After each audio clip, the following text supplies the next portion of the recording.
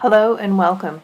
This is the Nutritionist webinar. I'm Marianne Fessenden from AMTS. We have a great talk today with Dr. Jude Capper coming up. We have a few details I have to take care of first. We have pre-recorded the presentation for the convenience of the presenter. We will take live questions, which she'll answer at the end of the webinar. These educational webinars are multinational. I am pleased to welcome several co-hosts during this questioning sessions. If you are catching the afternoon session, I am always joined by Paula Turillo from Argentina. You may also hear questions from Elena Bonfante in Italy, Sean Lee for China, Vadim Bekchepnikov in Russia, and Marcelo Ramos and Marcos Neves Piera in Brazil. We welcome their questions as they give an opportunity for consideration of viewpoints of concerns in different farming systems around the world. Depending on how you are listening, you can submit queries through me or one of my attending co-hosts. We will read them and ask the presenter for you. Later, a complete recording of archived webinars as well as a question and answer session for each will be available on the AMTS website.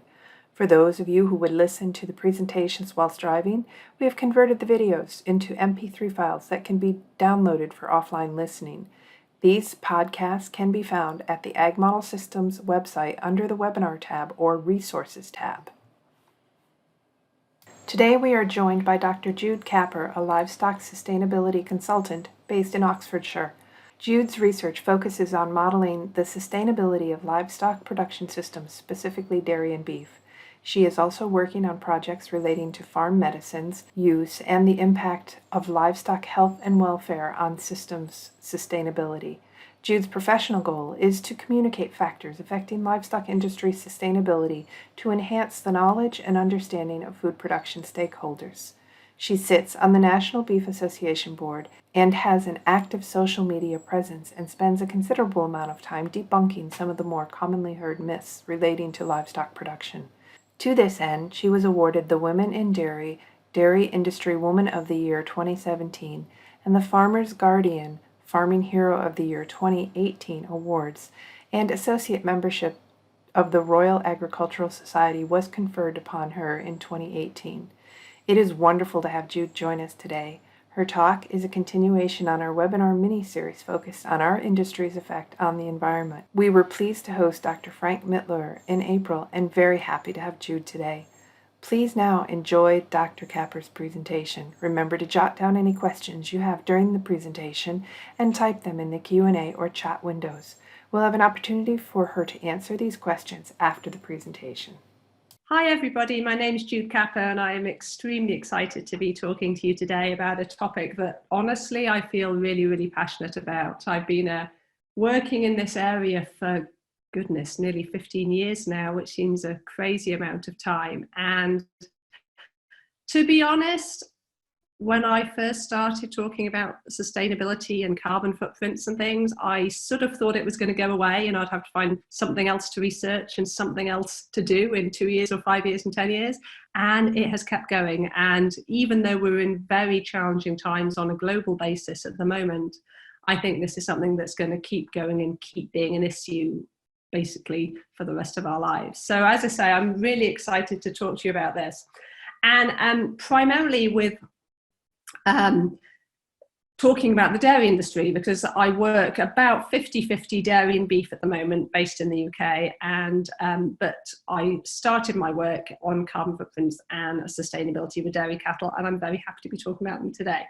I do have to apologise to any of you who don't like Jersey cows. I have a particular fondness for Jersey cows and they look really nice in photos. So you may see lots of Jerseys all the way through this presentation. That is not to imply any implicit bias for Jerseys. They just look pretty cute. I think we can all agree. So I think globally we have quite a challenge, but particularly in the US where we have this dichotomy. We know as a dairy industry that we've improved over the years. We know that we've got more efficient, more productive. We know far better now how to care for, look after, feed, breed, manage our cattle. But we have this strange dichotomy where we love technology, we love our smartphones and our clever computers and hybrid cars and all of these things that are very high tech. But when it comes to food, we have this sort of rose-tinted image where even those of us who understand the food industry sometimes think, if it's traditional, if it's the good old days, if it's wholesome, then it must be better somehow. So particularly when we talk to consumers, often the sort of image of the red barn with the cows out on pasture, as it was 40, 50, 60, 70 years ago, really seems to be preferred as that idyllic image of how the world should be and how farming should be. And obviously that brings with it a whole load of sort of social science type challenges that I'm not even going to go into today. But it does mean that we face really quite a challenge going forward.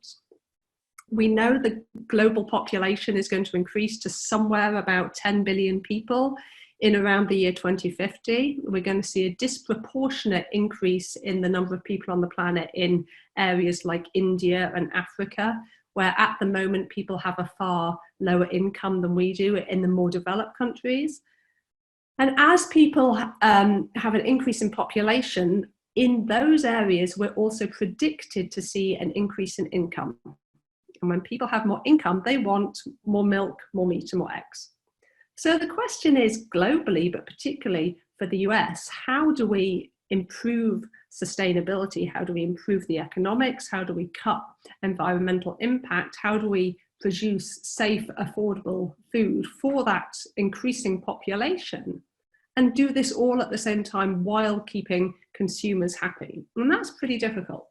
So as I say, when we talk about sustainability, we're normally talking about the balance of economic viability, environmental responsibility, and social acceptability, which is where these good old days type images come in. But I'm particularly going to talk about environmental responsibility to you today. And I'm going to refer back to a paper that I published back in 2009 now, so 11 years ago, with my co-authors Dale Bauman and Roger Cady. And we were looking at the environmental impact of the dairy industry in the States, comparing 1944 to 2007. And this was a paper that we published in the Journal of Animal Science. And what we found was, because the US dairy industry had changed considerably over that 63-year period, for example, back in 1944, herds were very small. The average herd size was about 5 or 6 cows. The breeds were predominantly smaller breeds, so far more Jersey and Guernsey compared to Holsteins. Cows were smaller, they ate less. So if we look at this graph on the left-hand side, carbon footprint per cow per day, between 1944 and 2007, cows got bigger, higher yields, they ate more, they obviously gave out a greater amount of greenhouse gases per day. So the carbon footprint per cow did double over that time. So according to quite a lot of sources that we see in the popular press, farms have got bigger, they've got more intensive, cows are belching more, higher carbon footprint, this is all bad. But we've got to look at it per unit of output. And as I say, productivity improved massively between 1944 and 2007.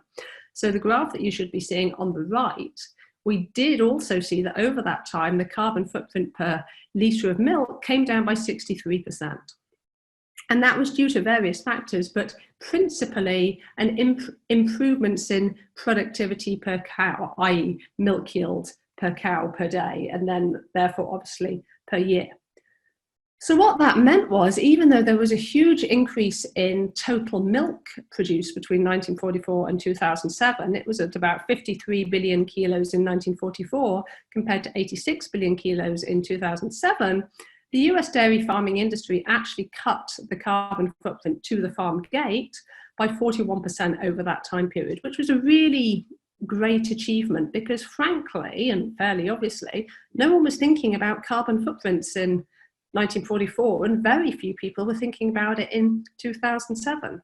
Thinking back, really the big push to start thinking about carbon footprints, greenhouse gases, generally came about for most of us in the dairy industry in about 2006, when the Food and Agriculture Organization of the United Nations put out its report Livestock's Long Shadow, which, amongst other things, claimed that animal agriculture was responsible for 18% of global greenhouse gas emissions.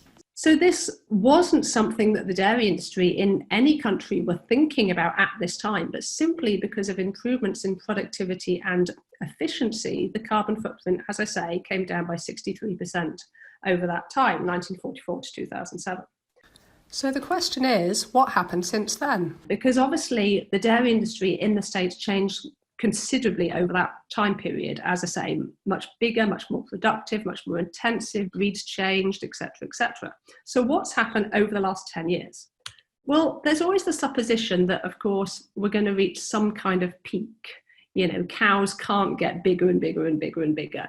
Milk yields surely can't go up and up and up and up. And yet, when we look at the milk yield per cow on an annual basis, that is exactly what's happened. So this is data from the USDA looking at milk yield per cow going out from 1944 on the left of your axis to 2019 on the right-hand side. And we see a pretty consistent linear increase. I mean, it was fairly flat from 1944 to about 1956 or so, but ever since then, it has been remarkably consistent.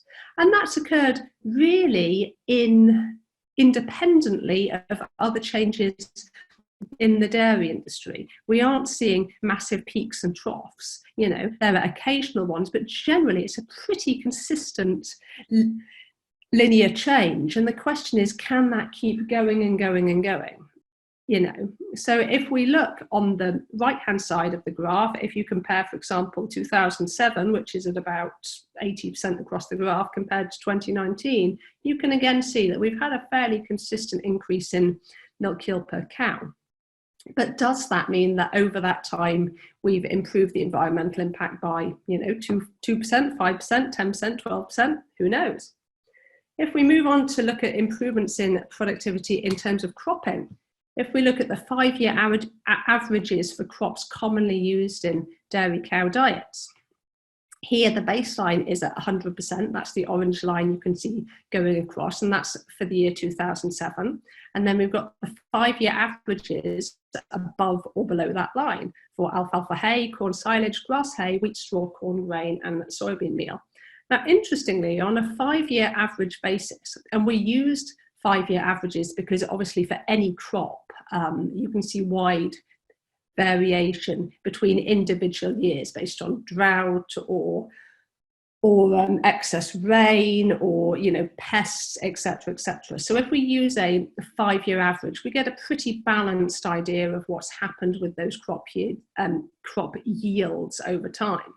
So compared to 2007, these are the crop yields for 2017 in the green bars. Now, alfalfa hay actually didn't change at all. So in terms of yield per hectare or yield per acre, we saw no changes in alfalfa hay productivity over that 10-year period, which is pretty surprising, let's face it. But for corn silage, grass hay, wheat straw, corn grain, and soybean meal, we saw increases from about a 4% increase for grass hay all the way up to a 16% increase in yield per unit of land area for corn silage and soybean meal. So we know that cow productivity has improved in terms of yield per cow per year. We know that cropping productivity has increased in terms of crop yields per acre. So the question that the Journal of Animal Science came to us with was, well, what has happened in those 10 years? What have the changes been in environmental impact for the US dairy industry? So the data I'm going to show you in the first sort of 3 quarters of this presentation or so is talking about precisely that. So this is a follow-up study to our 1944-2007 paper that I referred to just a second ago. Because, of course, it is great that we've seen fabulous improvements over the 70 years or so between 1944 and 2007. But if nothing had changed since then, we've got quite a problem. So to give you some brief methodology, as I say, this was a study that was invited by the Journal of Animal Science. It was basically a follow-up, so comparing 2007 versus 2017 to our previous paper, 1944, compared to 2007. And as a functional unit in this paper, we used 1 million metric tons of energy-corrected milk. So it is tempting, of course, just to use milk, but as we all know, we see wide variations in fat and protein and so on. So it seemed most sensible, particularly given that we have seen some changes in the national herd. For example, we've seen more Jersey genetics in the national herd in 2017 compared to 2007 to use an energy corrected basis for that milk. And we use a cow-based deterministic model, which we've been working on, again, as I say, for nearly 15 years now, in terms of cow productivity, population and herd structure, cropping characteristics, and I'll go into that a little bit more in a few slides' time. And the boundaries of this analysis went from manufacture of the cropping inputs, so for example, the greenhouse gas emissions associated with making pesticides, herbicides, fertilizers, etc., to milk at the farm gate. So it didn't include transport or processing of the milk at the dairy, it didn't include retail and consumption.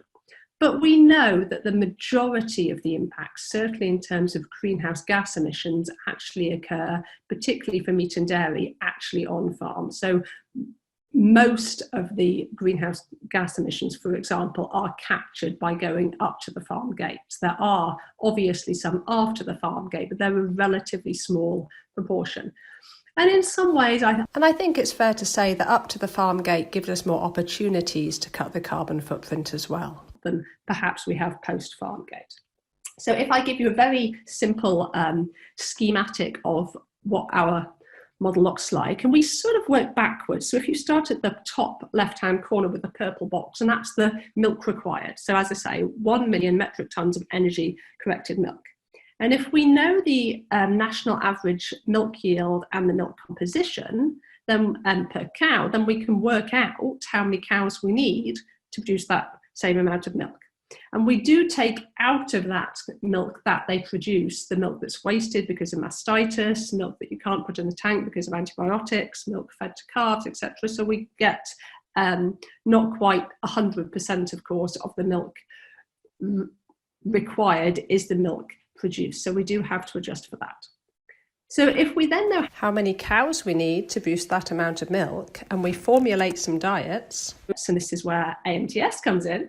If we formulate some diets to fulfill the requirements of those cattle, and in this case it's going to be groups of cattle, which I'm going to talk about in just a second, we can not only work out what the resource inputs are to produce those diets in terms of the crops, and therefore the land, the water, the irrigation, the fertilizer, the fuel, etc., but also the waste outputs from those cattle fed those diets in terms of greenhouse gases, nutrient excretion, etc.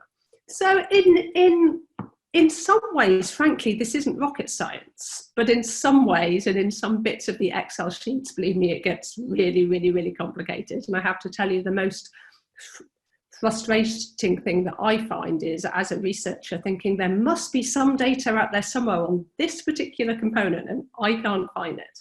But this is generally how it works. So it's relatively simple in outlook, but in some parts really, really, really complex. So as I say, we formulated all the diets using ATMS Cattle Pro. We've actually been using this program since I was back at Cornell. So again, gosh, over 10 years now. And I particularly like it because as a nutritionist, but as a nutritionist who formulates rations for cattle that don't actually exist because they're virtual cattle, I just find it really intuitive, but I've always been impressed by how quickly they update with the latest science and how comprehensive the program is. Because obviously, whether you're formulating diets for sort of virtual cows, as I am, or actual cows on farm, you want it to be as exact and as user-friendly and as applicable as it possibly can be. So as I say, we use ATMS Cattle Pro to formulate all the diets for these sort of virtual cows, and I'll go into the cattle groups in just a second. As I showed earlier, we are using crop yields for the rations to go into the model based on 5-year averages, and again, because of the wide variation that we see, both across regions and areas, but also in climate inputs, etc. And we get all the crop input data in terms of first fertilizers, pesticides, etc., from the USDA surveys. And if I had my druthers, that would be updated, every 6 months or so. But of course, it's not always possible. In terms of the greenhouse gases, we're looking at the major ones from agriculture, particularly, obviously, dairy, which is basically carbon dioxide, methane, and nitrous oxide.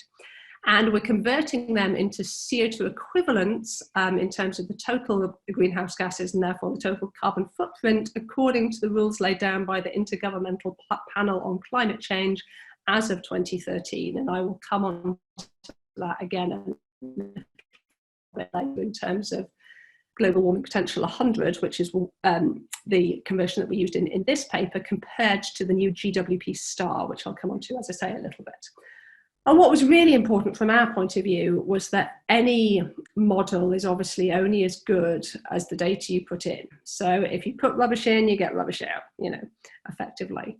So we wanted to make as sure as we possibly could that we minimize the assumptions in the model, and that where possible, we always used peer-reviewed public or governmental data, so that if somebody queried the fact that we said, corn was transported X miles from farm A to farm B, we could say nobody potentially knows for every single farm, but we found this paper that said that it seems to be an average of X, because we can argue about the model inputs and outputs, but if we get the best inputs going in and we minimize the assumptions and all that data is publicly available, then we should be fairly confident in the outputs from that model.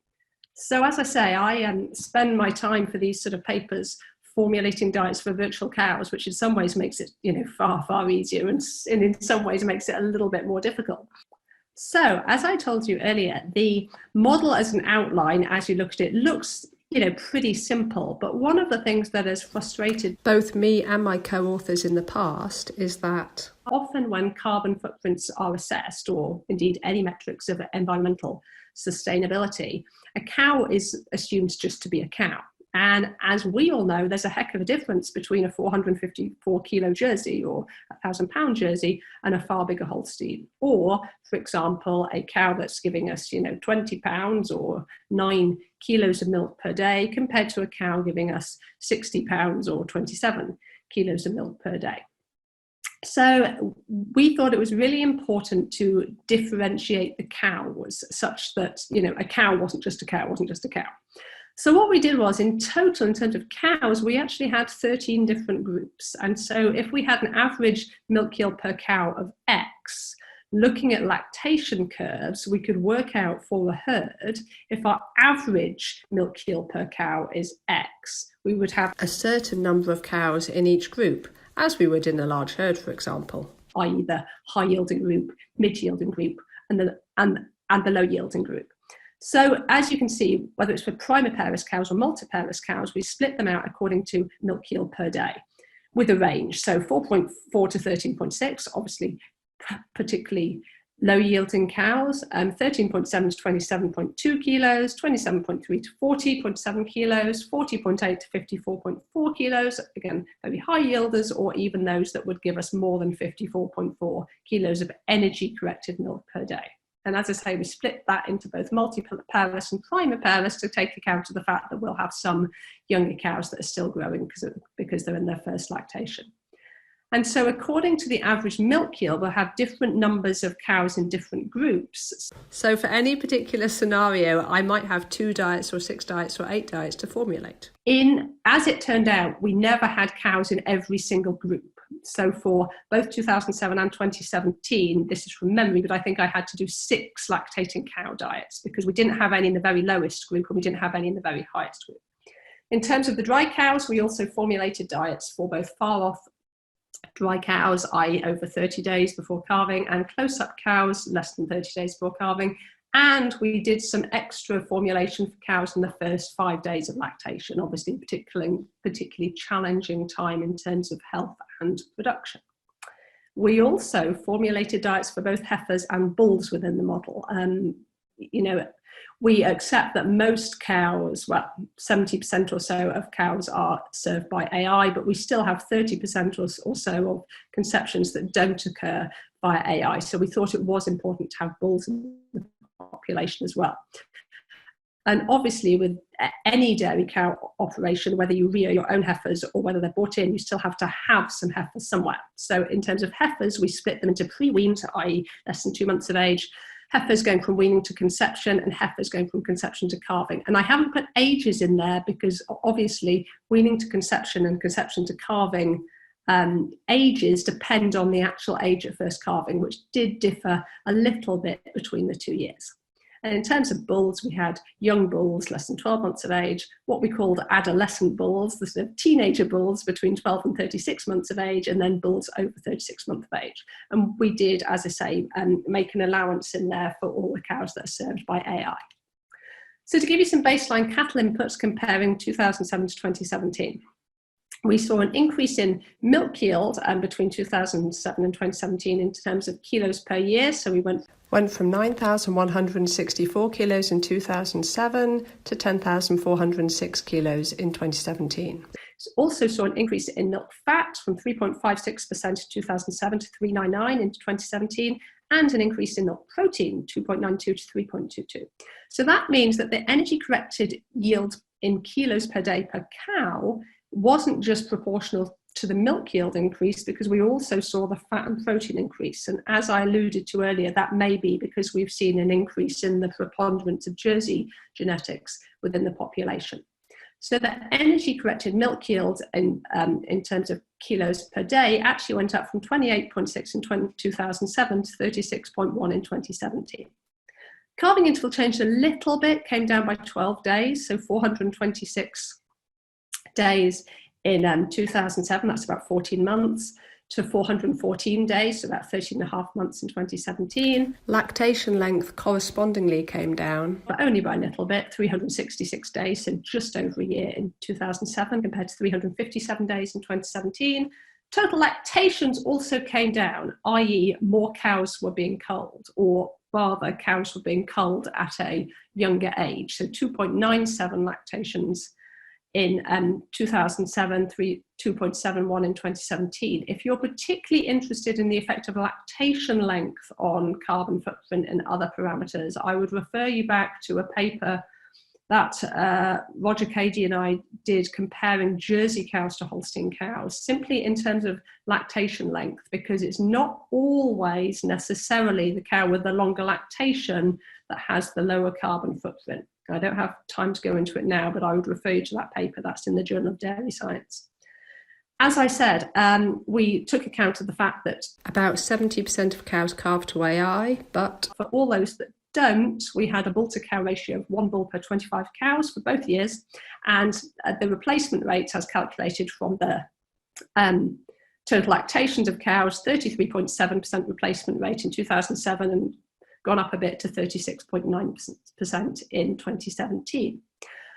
Unfortunately, and almost globally, I would say, certainly in the US and in the UK where I'm based at the moment, we see far too many heifers being lost before they enter the herd. And that's either because they're lost early, because they die from, whatever illness, or they don't get pregnant, or they simply die very early on in their first lactation. So we had a 19% heifer loss prior to herd entry for both years, because that doesn't seem to have improved over time. And that is definitely something that as a global dairy industry, we have to look at more closely going forwards.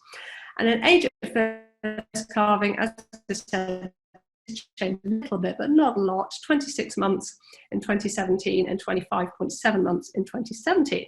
So as I say, what seems like a simple model, actually quite a complex model when you put in all of the data inputs. Honestly, I could talk about the methodology and all the data and sources for about 25 years because there's so much information. But I'll move on to the results because, of course, that's always what I think the most exciting bit. So when we're comparing the environmental impact of the US dairy industry from 2007 to 2017, so I think what's really clear is that even though in this paper we are simply going to talk about resource use and greenhouse gas emissions per kilo of milk, we really, as a global dairy industry, have to recognize that there are other environmental metrics as well. And in this particular paper, we simply didn't have the scope to look at all of them, but we need to take a close look at other issues: ammonia, soil erosion, habitat loss, biodiversity, all of these other issues too. We do tend to overly focus on carbon emissions as the only arbiter. Having said that, I am going to talk about resource use and greenhouse gas emissions in this context.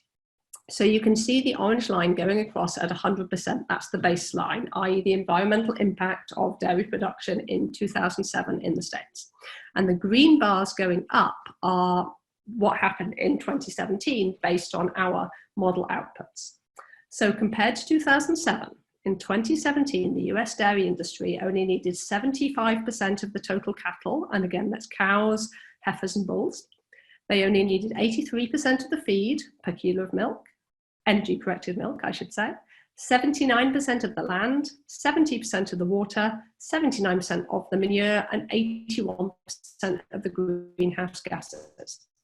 So just to underline that last one, that means there's been a 19% decrease in greenhouse gas emissions per kilo of energy-corrected milk between 2007 and 2017. And I think that's really important, because even though we are far more cognizant of greenhouse gas emissions than we were back 10 or 15 years ago, you know, that still underlines just how important productivity is. And in this case, we haven't seen massive differences, save for in milk yield per cow, a little bit in cropping yields, and a little bit in other key performance indicators. So it does show that we can make really great strides in improving environmental impact and cutting both resource use and greenhouse gases if we simply improve efficiency and productivity.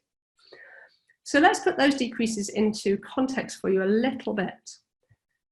As I said, we had a total metric of 1 million metric tons of energy-corrected milk. So that decrease we saw in terms of land, that 21% decrease per million metric tons of energy-corrected milk, that's equal to more than 51,000 hectares of land saved. And that's equivalent to the land area of Tulsa in Oklahoma.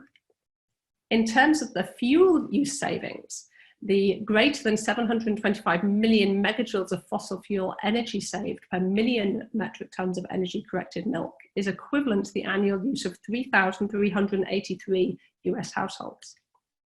In terms of the water savings, both because of sanitation water, irrigation water, and obviously water drunk by the cows, in total per million metric tons of energy-corrected milk, that saved over 71 billion litres by improvements in productivity and efficiency. And that's equivalent to the annual water usage of over 347,000 US households. And in terms of that 19% decrease in greenhouse gas emissions per kilo of energy-corrected milk, well, per million metric tons of energy-corrected milk, that's equivalent to greater than 403 million kilos of greenhouse gases, equivalent to the annual emissions of 87,783 cars. In other words, that's a heck of a decrease in the carbon footprint. I mean, that is truly impressive. And as I say, that's simply by doing everything better over the last 10 years, you know, better health, better welfare, better productivity, better yields, better efficiency, both in crops and in dairy.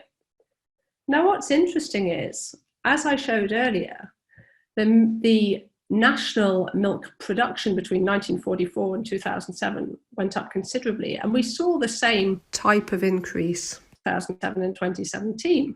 So in terms of increased national milk production, there was a 25% increase into 2017 compared to 2007. So you could say, well, if you've got more milk, you know, does it matter that the carbon footprint per kilo has come down? Because surely they cancel each other out.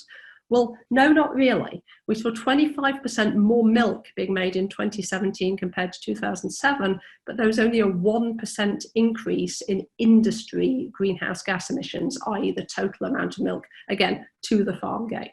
So we can make 25% more milk and keep the industry total greenhouse gases the same. And I think that's really important, because we do have to understand that we have to produce more milk to fulfill the needs of all those people that want to consume dairy, both in the States and, of course, globally with an export market. So when we look at the carbon footprint in a little bit more detail, this graph is breaking it out into the different animal groups. So which animal groups within the cattle population contributed the most to the greenhouse gas emissions? No surprises here whatsoever. It's the lactating cows. You know, they're eating more, they're producing fairly obviously more greenhouse gases, and they're the highest proportion in terms of cattle mass of the population. So what this means is, of course, if we can do something to cut the greenhouse gas emissions from lactating cows, proportionally that's going to have a greater impact than dry cows, heifers or bulls. Heifers were the second most important at about 25% of the total greenhouse gas emissions. Dry cows and bulls, far, far less. So lactating cows and to some degree heifers are going to be the most important groups of cattle where we can find ways to mitigate that carbon footprint in those greenhouse gas emissions. And then when we look at which gases are most important, again, not surprisingly really, given that we're talking about ruminant animals, given that we're talking about diets which are still primarily forage-based, enteric and manure methane contributed about 3/4 of the total carbon footprint. We see some emissions from nitrous oxide, both in terms of the enteric, which is a very, very, very small proportion, but also from the manure, fairly obviously. We see some from the generation of electricity. We see some from cropping and some from fertilizer and manure. But generally speaking, methane is by far the greatest contributor to the carbon footprint per kilo of energy corrected milk. And this is where, as I talked about earlier, it becomes really important to understand the relative contributions of different greenhouse gases. Many of you may be aware of some recent research from Oxford University, in the country where I'm based at the moment, and they've done some really interesting climate work looking at the impacts of methane compared to nitrous oxide and carbon dioxide. Contrary to what was thought in the past, where it was assumed that carbon dioxide, nitrous oxide, and methane all accumulated in the atmosphere and didn't degrade over time, this is shown to be true for carbon dioxide and nitrous oxide, but not for methane, in that methane does build up in the atmosphere, but then starts to break down after about 20 years or so. So it isn't a constant accumulation. Now, the science behind this is really quite complicated, and the way to calculate this on farm is also quite complicated. And now there is some question about how we apply this new metric, which is called GWP star, which takes into account the fact that methane breaks down over time on the farm. There are some calculations out there, or some equations I should say, and they're based on comparing the methane emissions of current production to production 20 years ago. And that's very easy to do if you've got a farm that's been in place for that amount of time, and if it hasn't really changed. If you had 220 cows in 1990, for example, and you've got 220 cows now, that's a pretty easy comparison. As to how it can actually be done, it's a little bit more complex than that. But what seems fairly obvious is that if we take into account the fact that methane breaks down over 20 years, that's going to cut its impact. And it seems that in most cases, compared to carbon dioxide under GWP 100 as is used at the moment, methane is considerably higher than carbon dioxide, with nitrous oxide the highest of all, at about 300 times higher than carbon dioxide. What appears clear is that if we take into account the fact that methane breaks down over time, it's going to come down to about 25% the value of its current carbon dioxide equivalent. So what that means is, per kilo of milk, if we look at it as a proportion, earlier on we could see that about 75 to 80% of the carbon footprint per kilo of milk came from methane. If we take into account the fact that methane breaks down, it comes down to about 50%. So in other words, nitrous oxide and carbon dioxide from manure storage, electricity generation, cropping, and fertilizer and manure application become far more important, and perhaps going to show us where to focus our efforts in future. Methane is obviously still going to be very important, but we've got to look at everything that happens on farm. And again, just as we focused on carbon dioxide in the past, in terms of total carbon footprint, we've now got to look at the components of that carbon footprint, and perhaps not always just focus on methane, but look at the other components as well. So what are some things that we don't know from doing this study? Well, we still don't know the impacts of individual key performance indicators. We don't have any data out there that I'm aware of that looks at, for example, age at first calving, comparing 22 months to 23 months to 25 months to 28 months, etc. We particularly don't know about health and welfare, which I'm going to talk about in just a moment. And of course, the dairy industry, both in the US and in other countries, is inherently integrated with the beef industry. And it's very difficult to break them out sometimes. When approximately 25% of beef in the States, for example, comes from the dairy industry. So any changes that we make in the dairy industry in terms of productivity, for example, the use of sex semen, which would impact the production of heifers compared to bulls in the dairy industry, is going to have an impact on beef. And as far as I know at the moment, there are no papers that integrate those two together, that say if we do A in the dairy industry, what happens B in the beef industry? And I really think we could do with a better handle on that. I've talked about GWP star briefly in terms of the methane effects, but we also globally need better data on carbon sequestration. All the data I've shown you in this presentation doesn't include carbon sequestration. It's incredibly important, both from a sort of PR point of view in terms of cutting our carbon footprint, but also providing evidence to demonstrate the things that producers do to improve their environmental responsibility. And finally, as I alluded to earlier, it's my pet bugbear that the cropping input data on a national or even a state basis is fairly difficult to get on an up-to-date basis, but that's almost my personal bugbear. So in terms of the title of this presentation, yes, we've been looking backwards, but where do we go in the future? What is dairy like to look like? And obviously we are in very difficult times at the moment and a very interesting, shall I say, situation for the first half of 2020. But as we move forward, as I say, we're going to have far more people. They're going to want per person more milk, more meat and more eggs because they're going to have a higher per capita income. And we've got to do that in a sustainable way. So we've got to look at environmental responsibility, economic viability and social acceptability. But as I say, there are three factors to consider here: environmental, economic and social. And we've got to look at all of these things under the auspices of One Health, i.e. the integration between animal health, ecosystem health and human health. Because ultimately, if we have any system that has adverse effects on any of these components, we're not going to have a sustainable food system or even society going forwards. And we do know, both from the paper I've just shown you, from our earlier work and from lots of other papers as well, that if we improve health and productivity, which are linked, we have improvements in efficiency, and that we cut both environmental impact and that we improve economic viability. And I don't have time to go into the economics today, but generally speaking, if we're more efficient, more productive, that will have positive effects on our economics in terms of cutting costs of production per unit of milk or meat. But as I say, there are three factors to consider here: environmental, economic and social. This is where we have a challenge to meet both now and in the future. Because honestly, we can have the most economically, environmentally perfect system ever. It can be beautiful, it can tick all the boxes, it can be absolutely A+ for carbon footprint and soil erosion and biodiversity. It can produce us with safe, affordable food.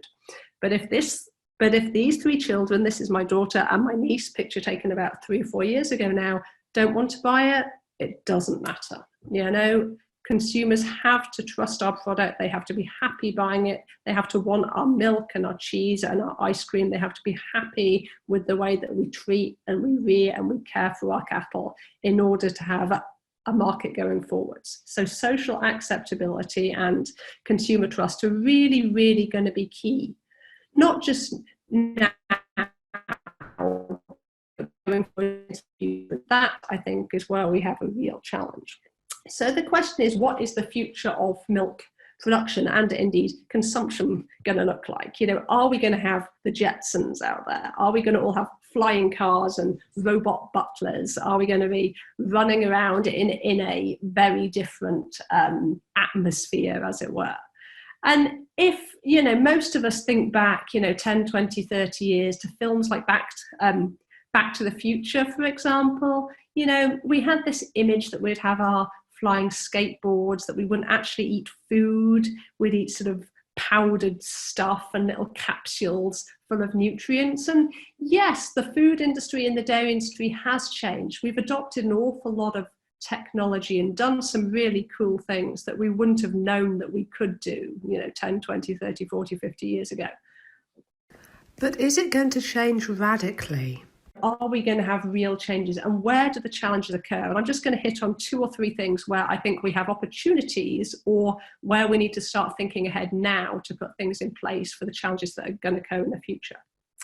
So firstly, have we hit, peak cow? Have we got to the point where cows can't produce any more milk? And I'm sure we're all very familiar, unfortunately, with all the media articles that we'll see out there that'll say, oh no, they push cows too hard, they're too lame, they can't produce, they have these massive udders, it's all terrible.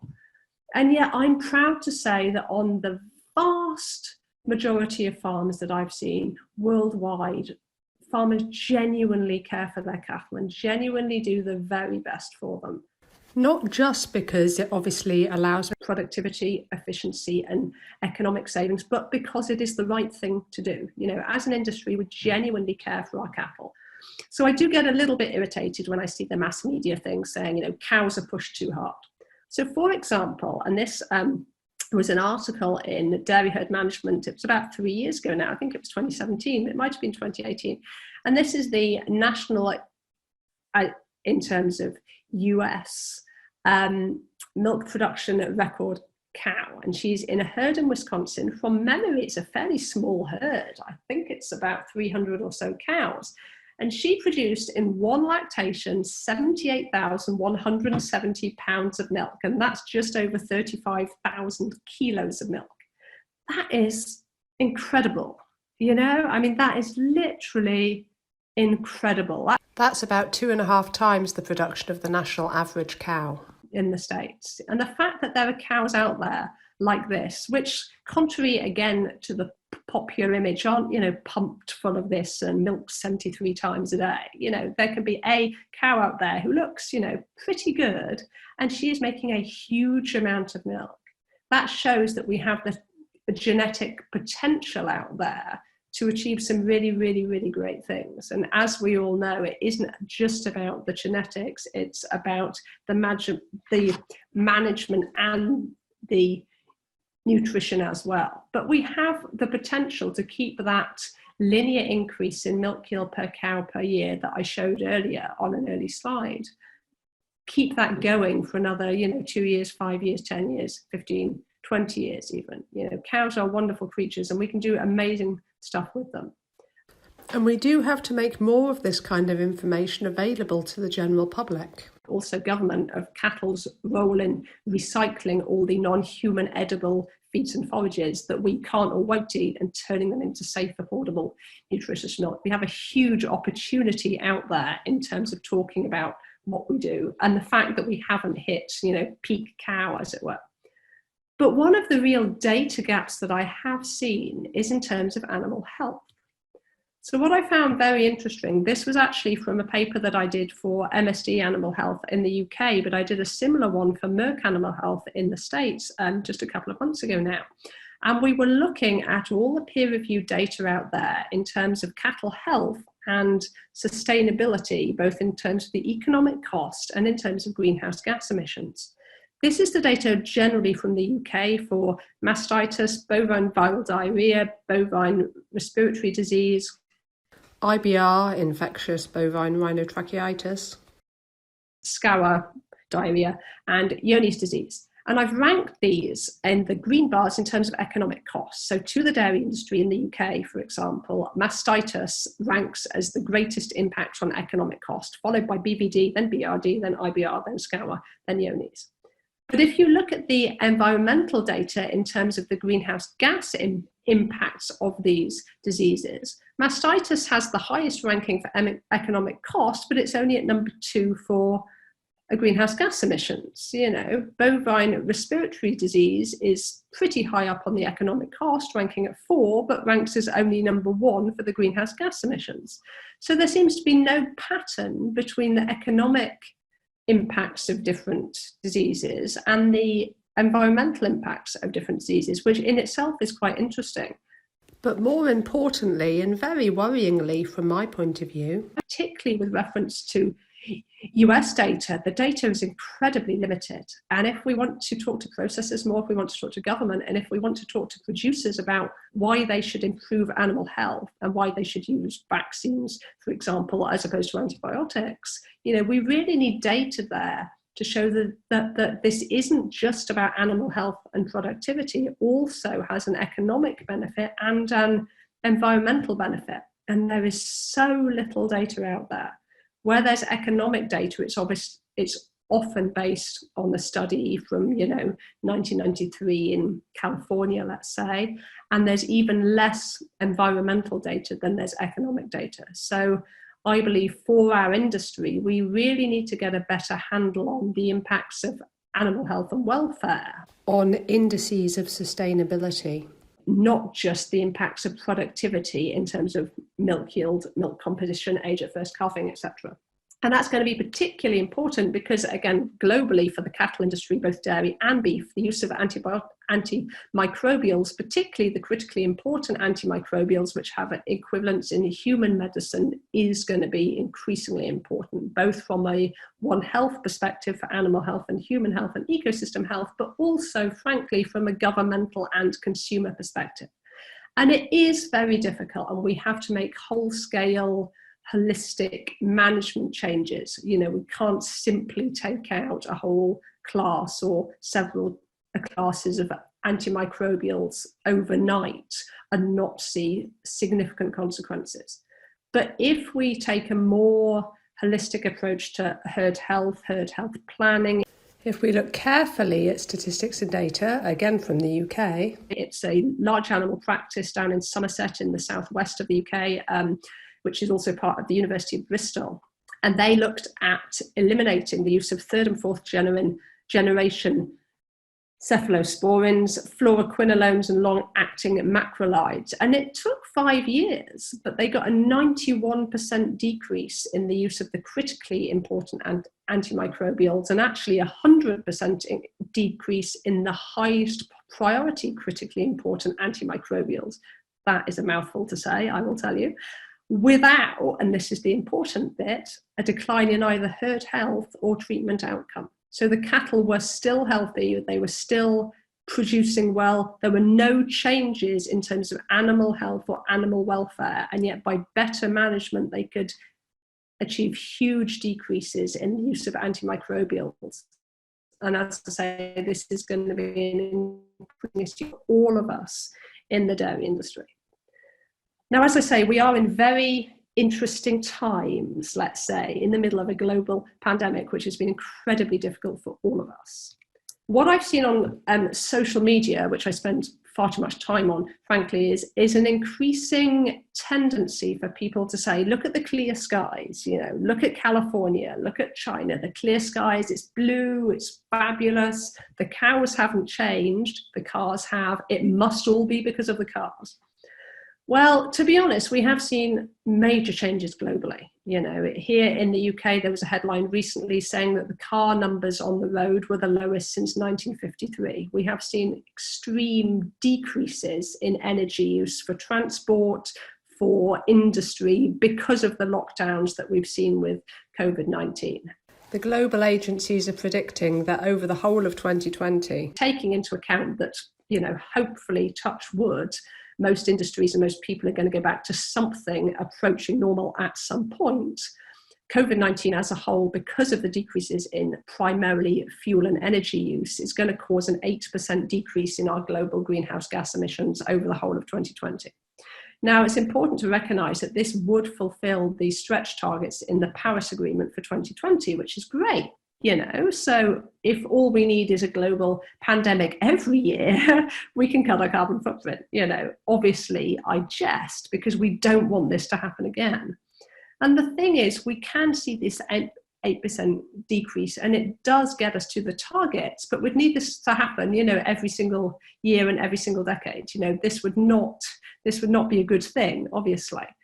But if we put it into context... This is a graph that I got from the publication Carbon Brief, and they've looked at the global greenhouse gas emissions. In comparison to several significant global events, you can see the Great Depression in 1930, World War II, 1945 or so, second oil shock in about 1981, financial crisis of 2008. And COVID-19 is predicted to cause a bigger decrease in global greenhouse gas emissions than any of those other events. So there is no doubt that this is going to be a major impact on us as a whole, as a global population and as a dairy industry.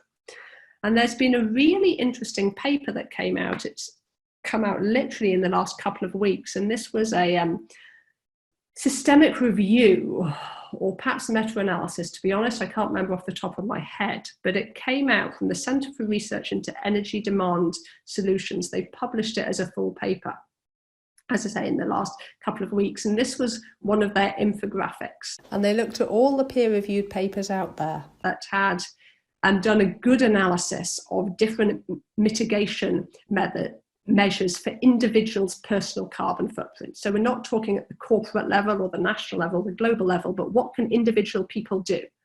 And thinking about the graph that I just showed, that was an 8% decrease in the global carbon footprint as a result of COVID, which certainly in the UK means driving far less, it's not surprising that the most impact that these researchers found we could have was to live car-free. Following that, it was to have a battery electric car, to go on one less long-haul flight per year, to use renewable energy, or to use far more public transport.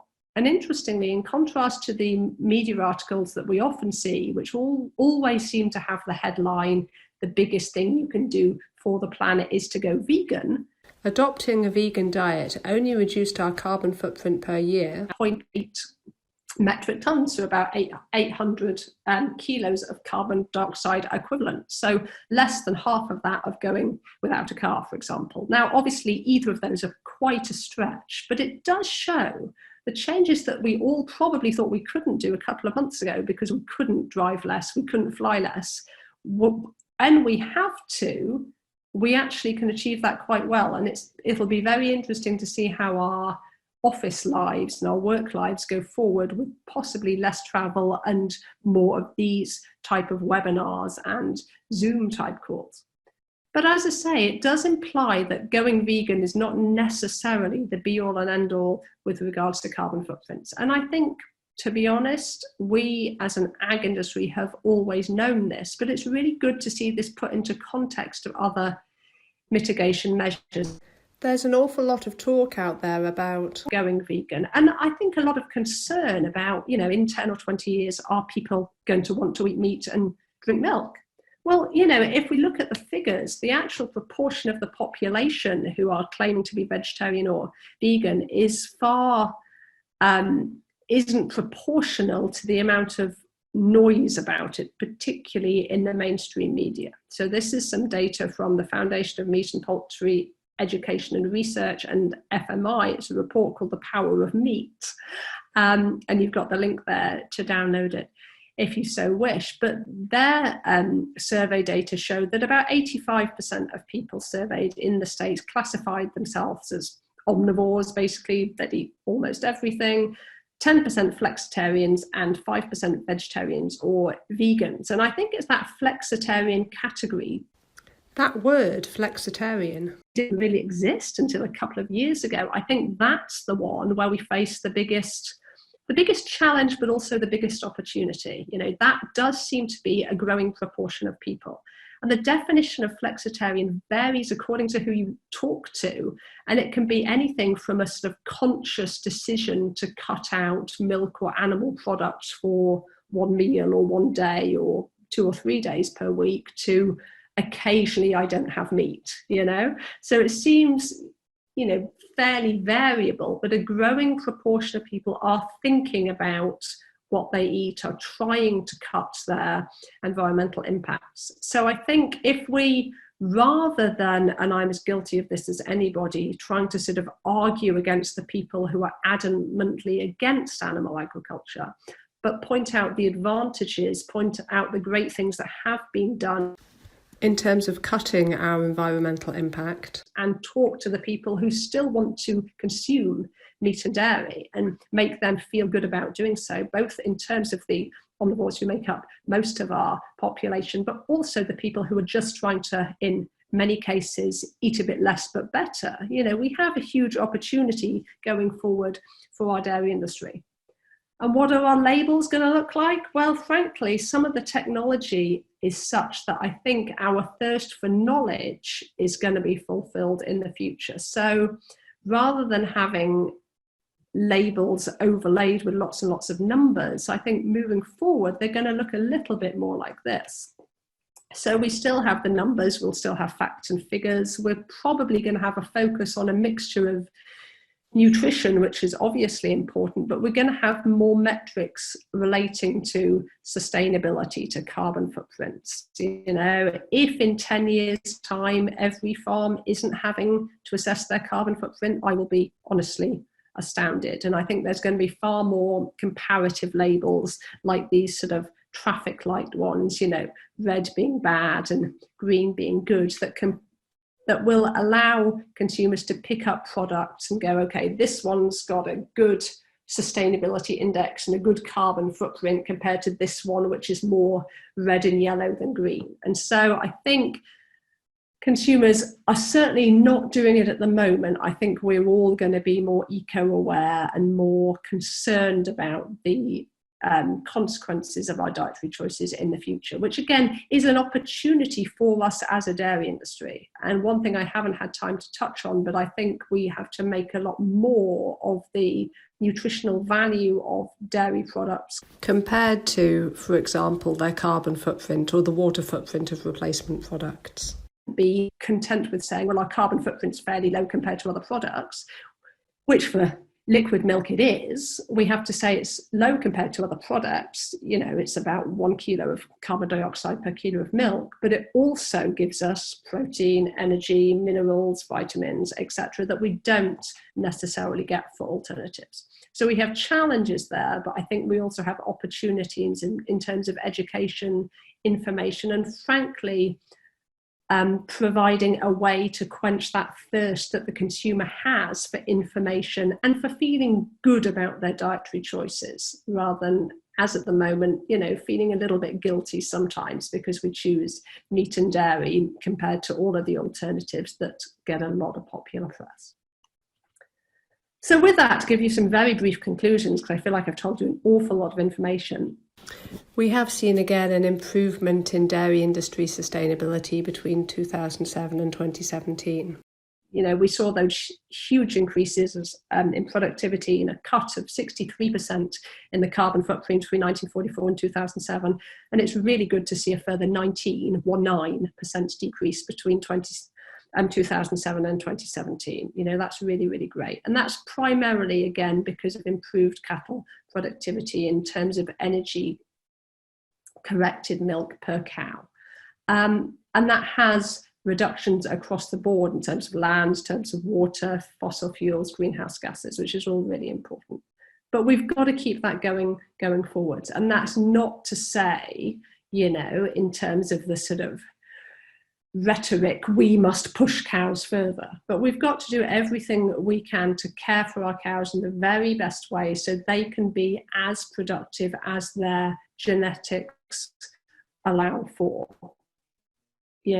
so they have the best health, the best welfare, the best lameness control, the best mastitis control, that they are as efficient and as productive as they possibly can be in an environmentally sustainable, economically viable, and most importantly, socially acceptable way. Because as we go forwards, consumer trust is still going to be the most important thing.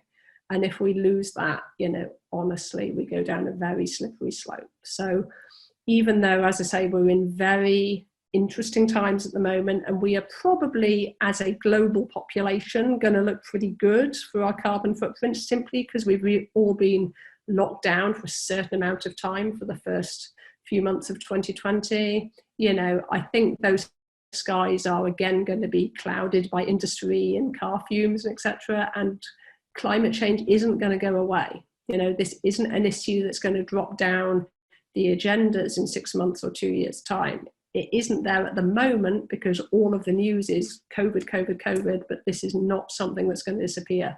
And as an industry, I think we have to work ever harder to improve and educate and have this culture of continuous improvement going forward.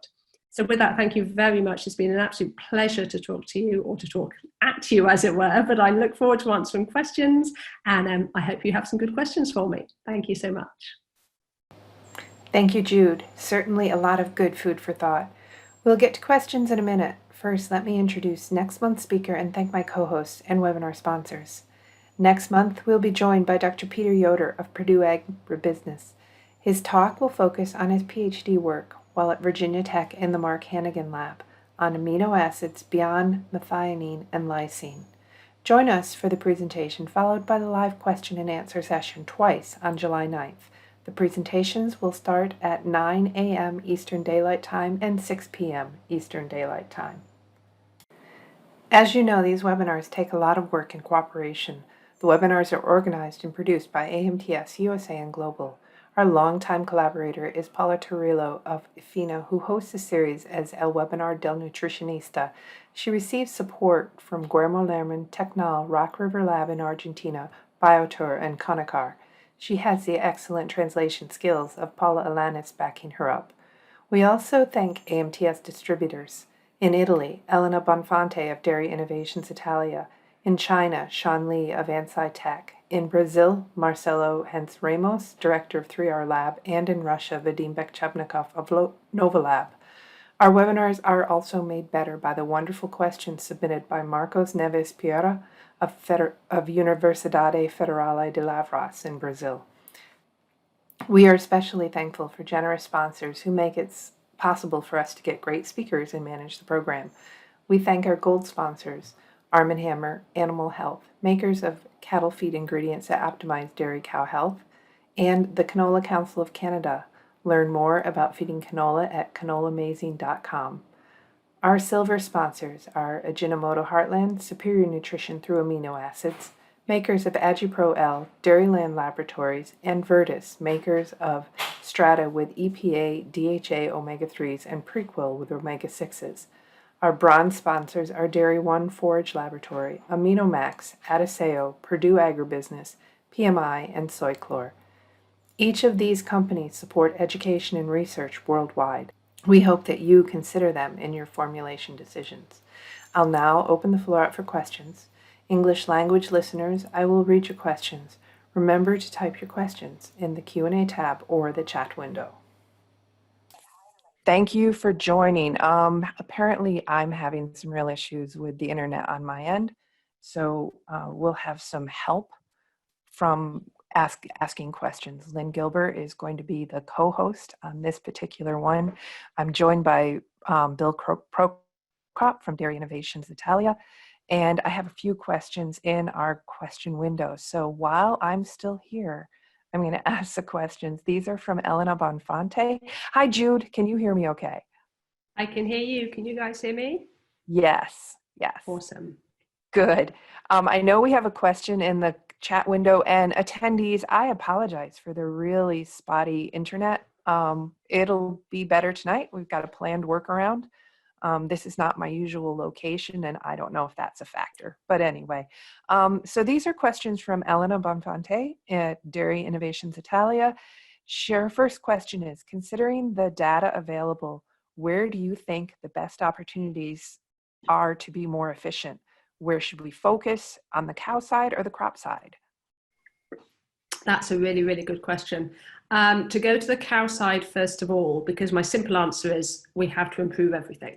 I mean, honestly, if I had one simple, easy answer, it would be that every dairy producer, both on a national and on a global scale, did everything the best that they possibly could. They would have a far more productive, far more efficient system, whatever that meant for that individual system, because I think every producer out there knows where they're not quite hitting their targets in terms of age of first calving or milk composition or milk yield or reproduction, lameness, mastitis, whatever it might be. But a good point in the first half of the question, considering the data available, because we've got an awful lot of information out there, peer-reviewed published information on the impacts of improving milk yield, improving milk composition, a little bit on mastitis, for example, which again, of course, impacts on milk yield. But where we are deficient is, for example, we don't really know the relative impact of improving age at first calving and growth in your heifers compared to improving milk yield. Or, you know, does it matter whether you have 4% lameness or 10% lameness or 20% lameness if your reproduction is really, really good? So even where we have answers on some of the indices of productivity and efficiency, we don't know the relative benefits of those in the dairy cattle herd. And then as to whether it should be cows or crops, well, again, it should be both. But it will be interesting, as I showed on one of the later slides, if GWP star gets adopted, that's going to shift the focus a little bit away from methane, I should say, towards nitrous oxide and carbon dioxide. That doesn't mean that we don't think about methane, but it does mean we are going to have to think about crops perhaps a little bit more in the future than we have in the past. So simple answer, try and improve absolutely everything you can. More complex answer, well, as I've said, it is complicated. Oh, okay. Thanks, Jude. Yes, everything is never as simple as we want it to be. I'm going to ask the question that was in the Q&A window, and then we'll come back to another question from Elena, and I'm trying to get all mine done in case I get lost. Bill, I'm hoping you have some questions and some debate out there too. So the question I'm going to ask came into our question window is, how does our consumer define sustainability? Oh, so I hate to say, again, it's a complex answer. Well, no, it's a very simple answer. There are almost as many definitions of sustainability as there are consumers. You know, you talk to one person and they'll talk about local food and farm shops. You'll talk to another person and it's all about grass-fed. You talk to another person and it's all about productivity and efficiency. You talk to another person and it's all about vegan or vegetarian or not eating certain types of fish, or et cetera, et cetera. There is the sort of accepted global definition is that it's a balance between economic viability, environmental responsibility, and social acceptability. We seem to have moved as a culture to generally, from a consumer point of view, talking about environmental impacts. So when people think about it, they're thinking about carbon footprint, land use, water use, rainforests, air pollution, etc. When I talk to producers, it generally comes down to the economics and then the environmental. And generally, people as a whole forget about the social component. And honestly, I think the social component is the biggest bit, because as I said earlier, if we can have the most perfect system, but if the consumer doesn't want our products, we're going to lose the market, full stop. So communication is really, really going to be key. But as I say, there is no one definition that the whole population has got on board with. It absolutely depends which consumer you're talking to on that day as to what's most important for them. Right. And I think I was attending a conference a few months ago there where one of the speakers was one of the lead organic dairies in the area. And he emphasized that we really do have to pay attention to what the consumer thinks of our farming practices. And that will be, you know, that lies in their definition of sustainability and whether they're interested in using using dairy products. Absolutely. So the next question from Elena, here in Italy, as in the USA, she believes that organic production is getting popular because it seems to be better for the environment and healthier from a consumer perspective, I'd say. Has this organic production, has there been an organic production evaluation of its footprint? And what about production efficiency? How does that weigh in? Has there been a comparison? Really good question. I would say from a consumer perception point of view, that's absolutely right. There seems to be a sort of everybody knows rhetoric that it must be better for us, must be better for the animals, must be better for the environment. In terms of applying science to that, again, it does to some degree depend what metric you look at. But generally speaking, because the productivity and the efficiency tends to be lower in organic systems, we tend to see a higher, for example, carbon footprint per kilo of milk in an organic system than in a conventional system, simply because milk yields tend to be lower. It tends to be a higher concentration of pasture in the diet. That's not to say that a really, really good, really, really efficient organic farm wouldn't be just as good or even better than a less well managed conventional farm. Again, there is no one size fits all, and it's very difficult to generalize. When I worked back in the States for about 8.5 years or so, from 2006, it was interesting to see how organic back then was predicted to sort of really, really take off and really become very popular. And it did become popular, but in the States, as in the UK where I'm based now, I think it hit a sort of peak market share, and I'm not entirely sure what that peak is, but let's say about 5%. And it really doesn't seem to increase past there. And we can probably put that down to economics to a certain degree, particularly with the economic crash we had in 2008, and almost certainly with the economic problems we're going to have globally coming out of the COVID pandemic.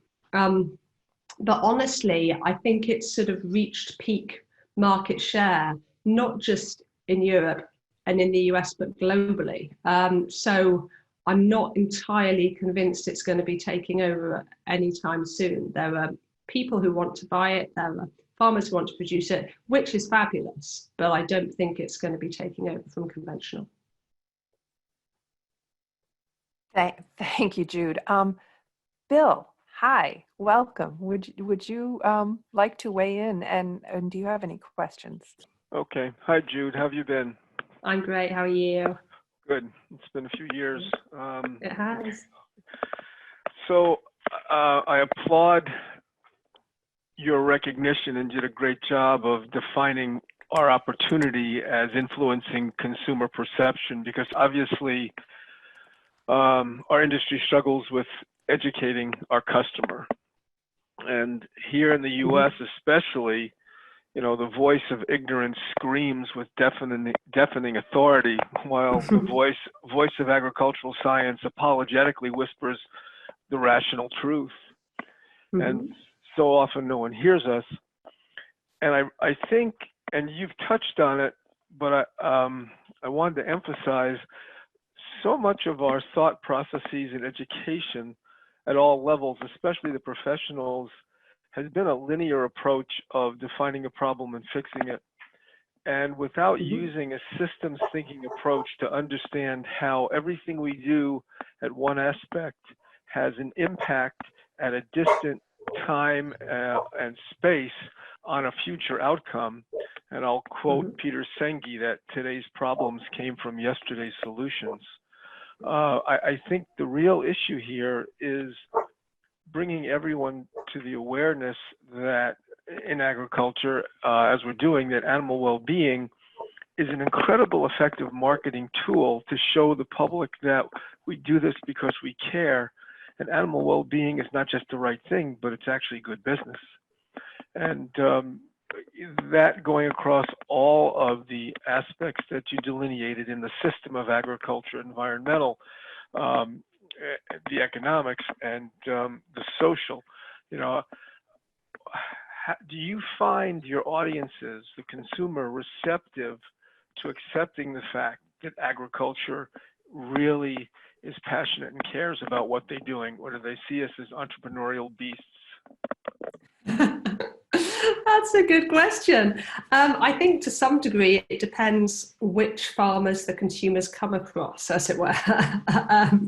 Sometimes here in the UK, farmers can get a bad name as those people in the very expensive SUVs who just sort of drive all over the place and shoot pheasants out of the sky, which is, totally unfair, but it is what people think sometimes.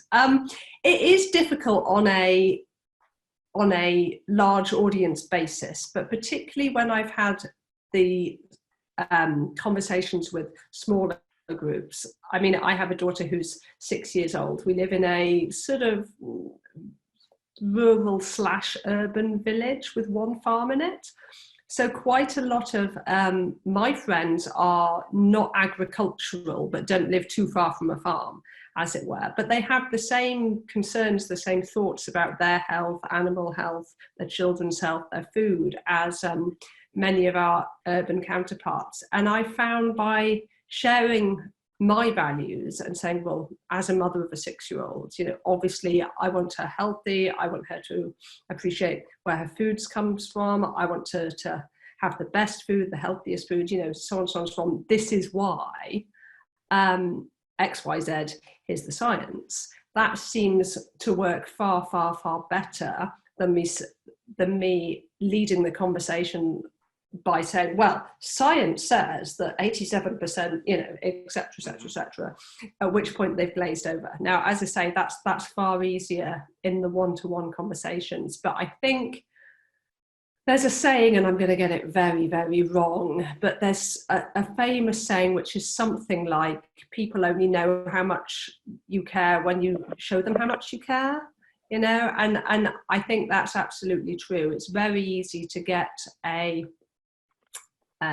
mouthpiece on the internet or in the mass media about how farmers are bad and they pollute and they don't care. And every time we have a video out there or some pictures from a farm where things have been done that frankly aren't acceptable, that taints all of us. And we need to speak out against those things and show that we are doing it right and be more honest and be more transparent and say, yes, I was up at 2 a.m, carving that cow because I want her to be healthy. I want the calf to be healthy because it is the right thing to do, as opposed to the consumer thinking, yeah, but you're only doing that because that's a valuable cow. Well, yes, she is, absolutely. But also you want her to be healthy. You care about your animals. And I think that is the bit that gets missed in the rhetoric, which, as I say, gets sort of pushed out there all the time. And we frankly do just need to be louder and prouder, as it were, about what we do. So, as you pointed out, where our practices, better management practices, animal well-being, cropping, we're allowing better phenotypic expression of a genotype that was always there, that was perhaps suppressed by not the best management practices. Mm-hmm. And as we go forward to improve efficiency, I can't help but think, given the fact that the amount of tillable acreage in the world is probably not going to expand greatly, okay, mm-hmm. and that we need to produce more, do you think that the pushback that technology is receiving by the consumer will subside in order for us to perhaps invoke some of the technologies to improve efficiency, beyond where we are, so we get more efficient milk production and we use fewer cattle, and on and on and on? What's your thoughts about how the consumer views technology? That's a really good question. And for background, for those of you who don't know, one of my first paper on this topic was almost looking at this very thing. We did an analysis looking at the influence of RBST, both on growth hormone, on milk yield in dairy cattle, and so therefore how we could produce more milk using fewer cattle, less carbon, less land, less water, etc. Honestly, I would love to be able to say, in 2 years, 5 years, 10 years time, everybody will see the light and go, yes, we should use all of these technologies. However, and again, I think we've seen it during the COVID pandemic, there is a culture of fear and uncertainty and conspiracy theory out there. And unless we can overcome that fear of the unknown, that sort of culture that says, well, unless you can prove that technology X can never cause any problems, which of course we can't prove for anything, you know, whether it's an animal technology, a crop technology, a mobile phone mast, you know, whatever it might be, then I'm not sure we're ever really going to overcome it. And, you know, it becomes problematic when people demand, you know, 20 years of data to show that GMOs are safe, let's say, when they haven't even been approved in vast tracts of the world. You know, you can only prove it once you've sown it and harvested it and eaten it and et cetera, et cetera. So I would love to say, yeah, it'll all be fine. We can all do this. I'm not sure it will. And that's partly because we do a bad job of talking about it. You know, if you pick up a publication from the ag industry, not surprisingly, you see adverts for technology X, whether it's in beef or dairy or pigs or whatever, and it'll primarily talk about the economics. And that does feed into that perception that farmers only care about the economics. We've got to be far better at talking about, I use technology X because it's good for the environment. It produces safe, affordable food. It doesn't harm animals or humans, you know, et cetera, et cetera, et cetera. And we've, I think, marketed things wrongly in a culture where now, compared to 20 or 30, 40 years ago, you know, before we had the internet, if you wanted to find the FDA label for a veterinary drug, for example, you had to search pretty hard to find that. Now you can find almost anything. And so all of the conspiracy theories, all of the, did you know that this contains this, which is actually used for something else in this other industry, it's going to poison you, you know, yada, yada, yada, yada, is very easy to get out there. We've got to market better. We've got to be more sensible about it. And unfortunately, I think to some degree, for some technologies, we've got to accept that the culture of fear is such that some regions or some populations aren't going to accept them. But we can find alternatives. We can develop different technologies. We can do better. Frankly, if we fed every cow in the world properly, we could make great strides, you know, almost instantly. So absolutely, technology is a fabulous addition to that. But as ever, it is just one of the tools that we have available. Oh, thank you. Good talking to you. Thank you too. Okay, I'm temporarily here. I keep dropping in and out.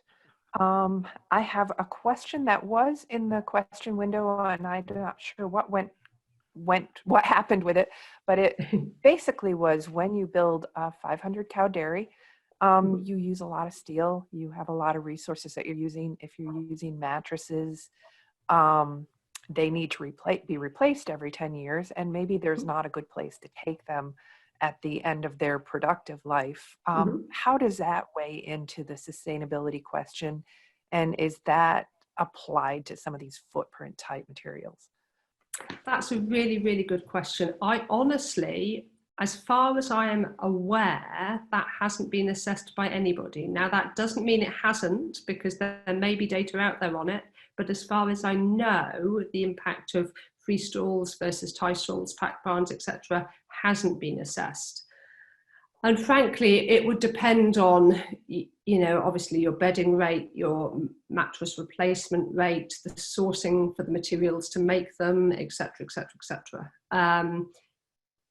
It's a really good question, and it's a really good practical question, because sometimes we talk about this at a very high level without getting onto the practical on-farm issues. But I'm afraid I don't know of any data that's compared that. Now, that doesn't mean that somebody shouldn't do the analysis, because they should.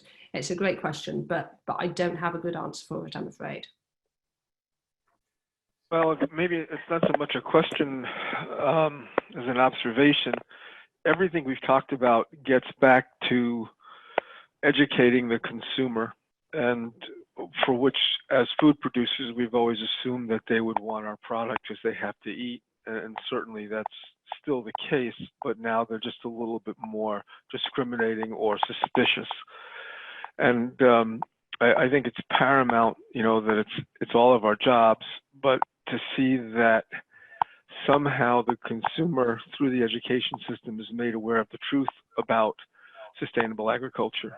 And sadly, there's just not that availability of information, and there's more and more showing on YouTube to show responsible agriculture, but again, we're dwarfed by those that want us to believe that veganism or whatever, vegetarianism, is the only way. And so, to that end, Jude, any thoughts about what more you see that we could be doing? Obviously from a marketing perspective, which is really an educational process, or any other opportunities that you would identify that perhaps we're not capitalizing on as an industry?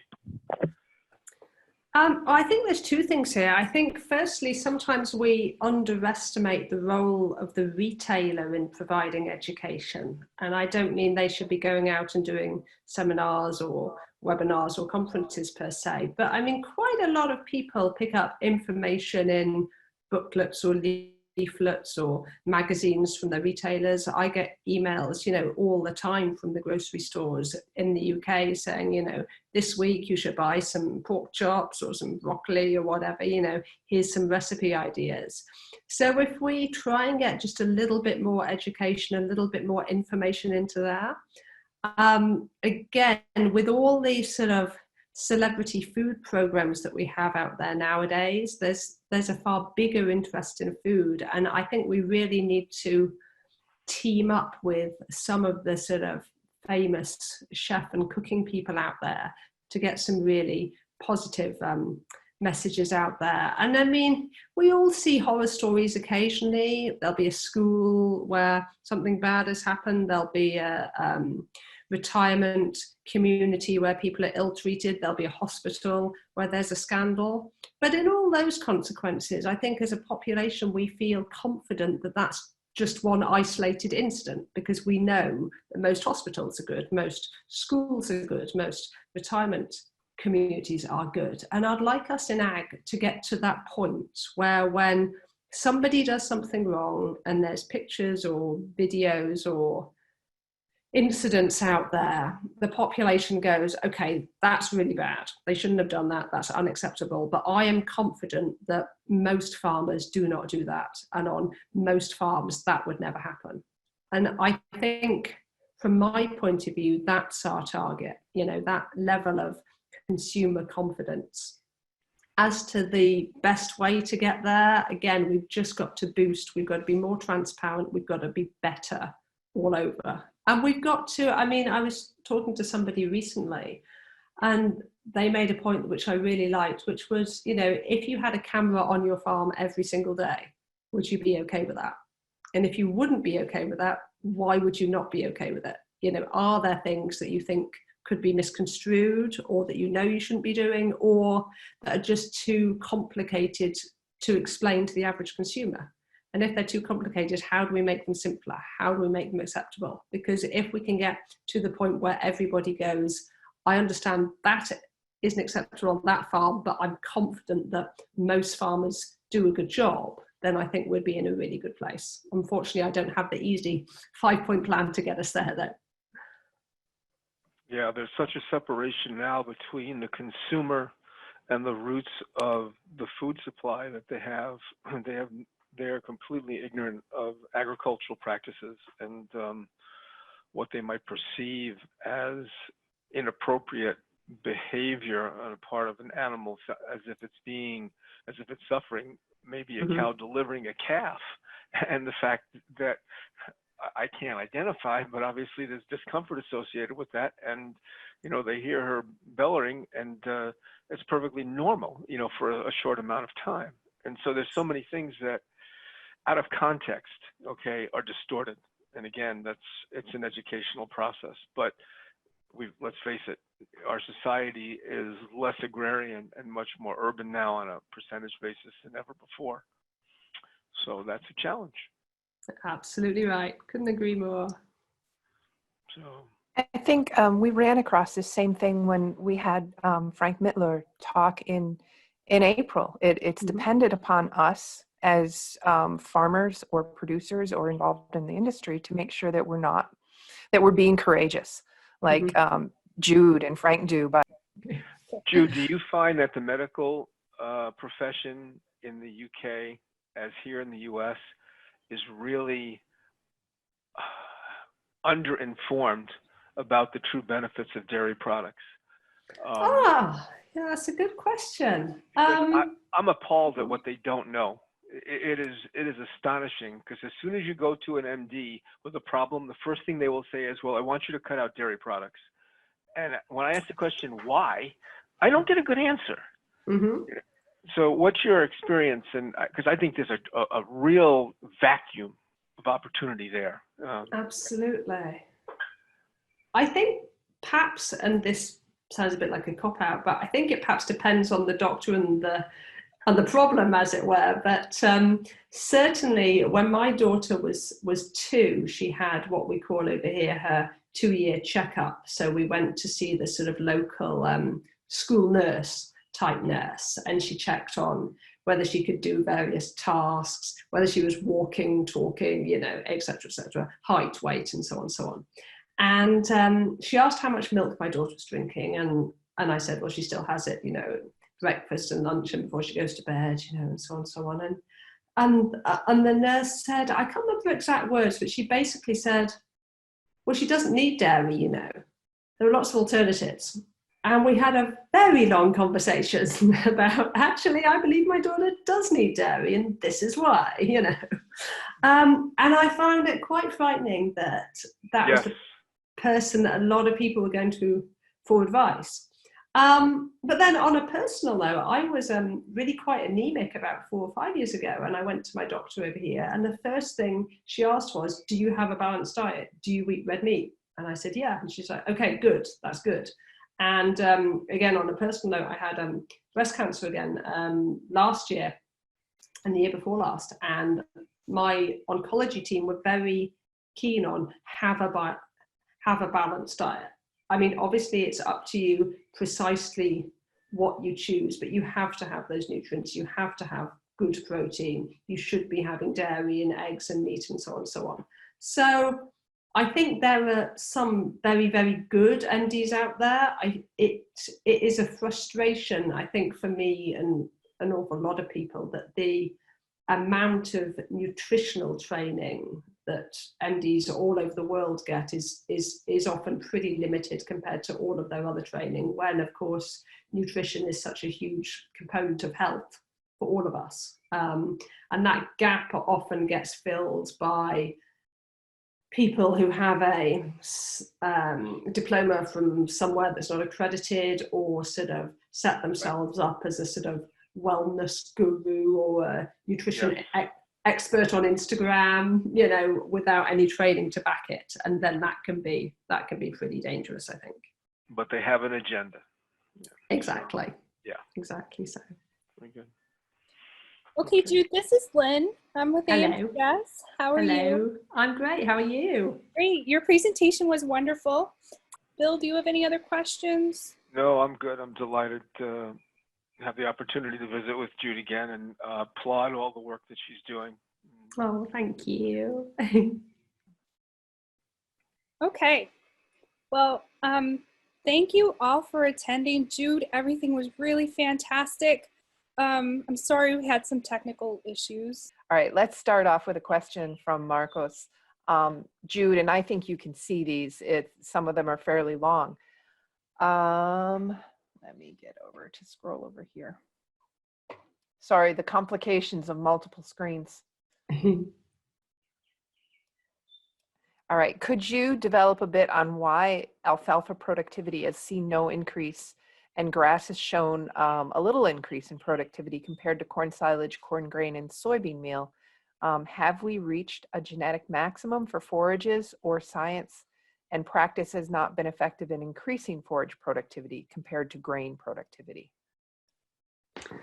Oh, that's a really good question. And unfortunately, I hate to say it's one of those ones I don't have a good answer for, in that I'm not a cropping person. And most of the cropping data was actually done by my co-author, Dr. Roger Cady, on this paper.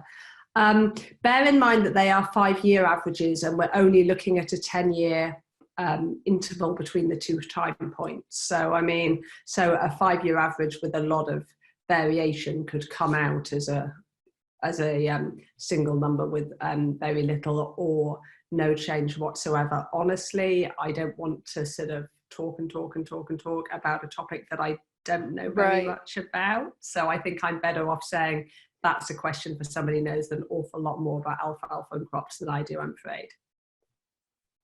Yeah, I wonder if some of it is because both corn and soybean in particular have other uses. And so there's more economics behind some genetic improvement, whereas alfalfa and grasses maybe are just primarily used as forages.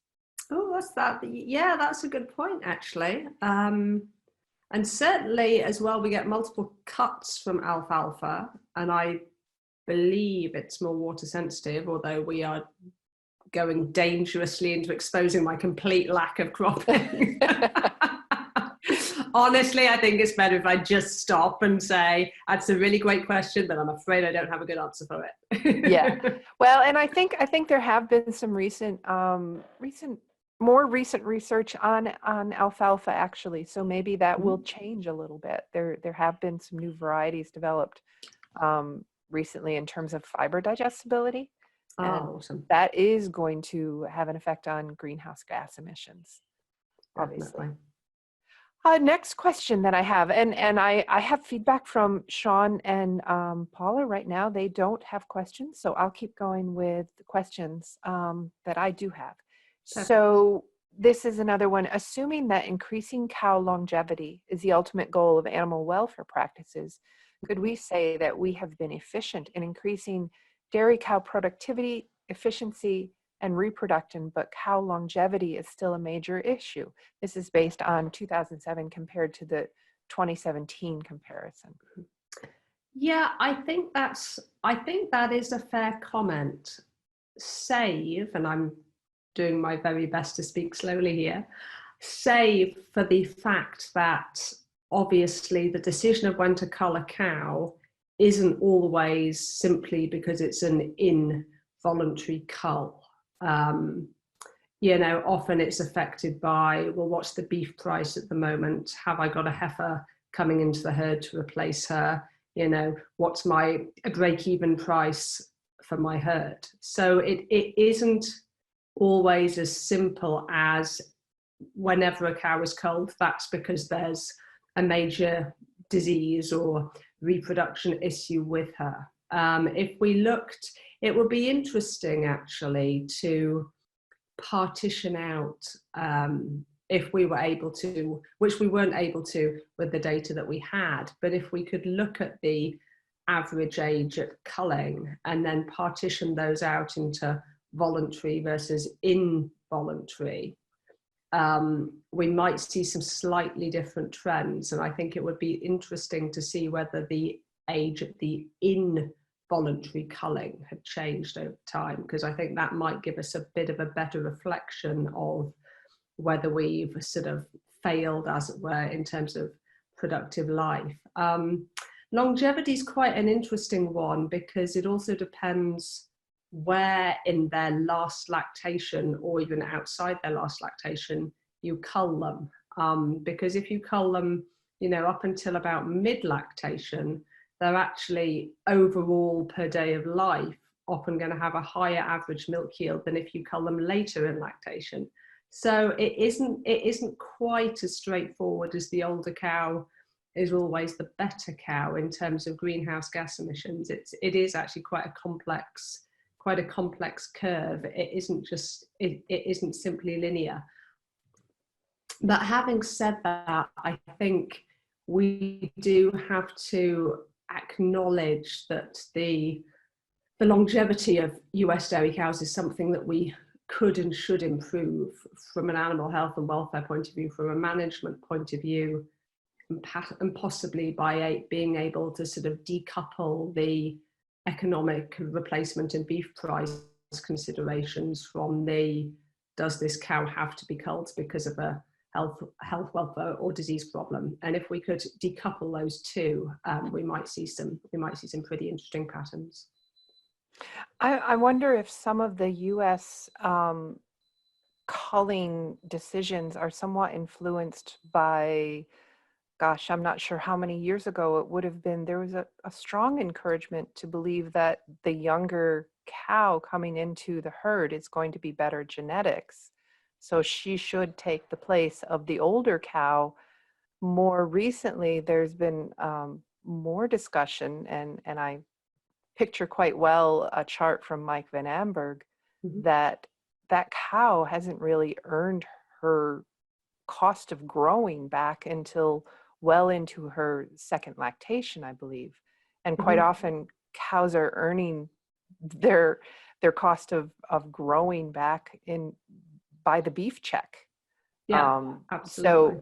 So I'm just wondering if some of those numbers are skewed a little bit by policy, almost in what perhaps was being encouraged to the dairymen to think that they should bring that new cow in instead of working with that older cow. I don't know. Yeah, absolutely. And I think there's definitely room, if it hasn't been done already, for a sort of economic analysis of in herds of different sizes, herds with different replacement rates, herds with different rates of genetic gain, because while heifers should always be of better genetic potential than the cows in the herd, of course it isn't always the case depending on the decisions that are made with regards to reproduction. But yeah, in an ideal world, your heifers are going to be better than your cows. But as you say, there is little to no point in only having a cow in the herd for a certain amount of time if she isn't even going to pay back the cost of rearing her. And again, as I talked about in the presentation, we are losing too many heifers before they even get into the herd, and then we are also losing too many cows in their first lactation early on, which simply doesn't make economic sense. Right. Jude, I'm going to ask Paula Torillo from Argentina if she would like to ask some questions. She's indicated that she has a few. Cool. So Paula, go ahead. Okay. Hi, Jude. Thank you very much for your presentation. Very interesting. Thank you. So, okay, I will start with one question from Carlos. Do you have some information comparing greenhouse gas emission, comparing dairies grazing systems versus confined systems? That's a good question. Jude, before you start to answer that, I'm going to just pull in some of Marcos's question too. It okay, yeah, perfect. Yeah, he said dairy production systems based on all forage diet with low producing cows, like New Zealand. Is this kind of production system consumer friendly, but is it efficient in the use of nutrients? And how in the global environmental impact? So I think those two questions are very related, and you might want to. Absolutely.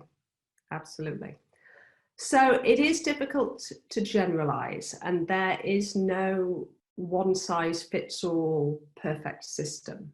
And you can have very, very, very good grazing systems and very, very, very good confined systems, and very poor grazing systems and very poor confined systems.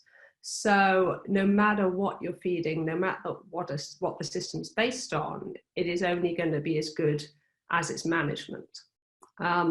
Having said that, and we've published a little bit on this, but I know others have as well, generally speaking, and that is generally speaking, we see a decrease in yield in all forage, or very high forage-based systems. And so we, up till now, have seen a corresponding increase in greenhouse gas emissions per kilo of milk, in that there is lower productivity, lower efficiency. Having said that, there is absolutely that trade-off. Many consumers feel happier about cows being out on pasture. And to be fair, that's often with a sort of sunshiny image of blue skies and sunshine, and the cows are out on beautiful, lush grass, and everything's happy and wonderful. And they don't necessarily see or think of those cows when there's a freak snowstorm in New York in October, for example. But at the same time, there's the new GWP star methane metric that I referred to earlier on, and I think that's going to level the playing field a little bit between grazing systems and intensive systems.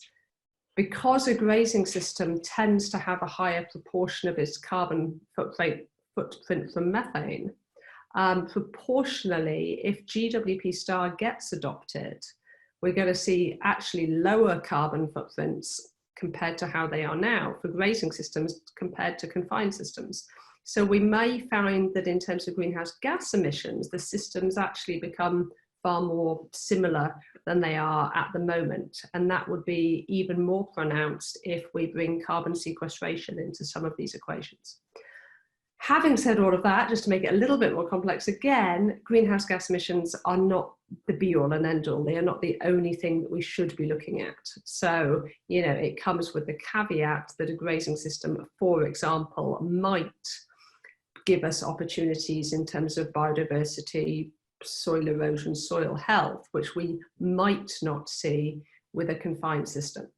So, unfortunately, the answer is, as with all of these things, is it's complex. And honestly, if in every single system and on every single farm, we make the best use of whatever those resources are. So in New Zealand, for example, then it might well be grazing, and in the US, then it might well be confined quite a lot of the time. If we make the best use of those resources in that system, overall as a national or a global dairy industry, we should be in a pretty good place.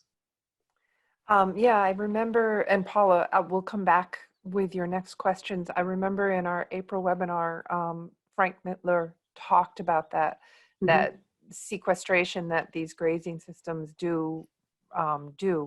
And there's a sort of a comment question in that same vein, relating to all grazing systems. They do not allow the use of manure as fertilizing resource and require the use of chemical fertilizer in the pasture, the nitrogen portion of which comes from fossil fuel. Also, the yields are lower. Could you comment on that? That's absolutely right. Great question, Walt. I completely agree. So, I mean, it isn't ever as simple as intensive good, grazing bad, or grazing bad, intensive good. I mean, it is a far more complex system. And if we go still further into, organic systems, for example, which have prohibitions on antimicrobials, for example, or chemical fertilizers, then we see even more nuances coming in. So yeah, it isn't a simple system A good, system B bad. It's seriously complex. Paula, would you like, yeah, it would be so nice if life were that simple. Wouldn't it just? Yeah. Paula, would you like to come back with more of your questions? Yes. The second question is from Danielle. Is there a special market in any country that considers good and sustainable practices? That's a really good question. Not that I am aware of, although there is one in Now Then, and I'm trying to remember where it is, and I can't remember exactly. It's in northern, I feel like it's Sweden, Denmark, or Norway, but it might be somewhere else. It's in Northern Europe, and I know that they've got a sort of farmer cooperative based system, which is placing a very high value on animal welfare, biodiversity, grazing systems, etc. I haven't seen there are some initiatives that are coming out from particular retailers. So here in the UK, for example, both the grocery company Waitrose and also Marks and Spencer's, they will only source milk from farms which have a certain proportion of the year on pasture, so 120 days or 180 days. There are no, as far as I know, for dairy specifically, sort of sustainability labels. And I know there's a lot of talk about how to produce them.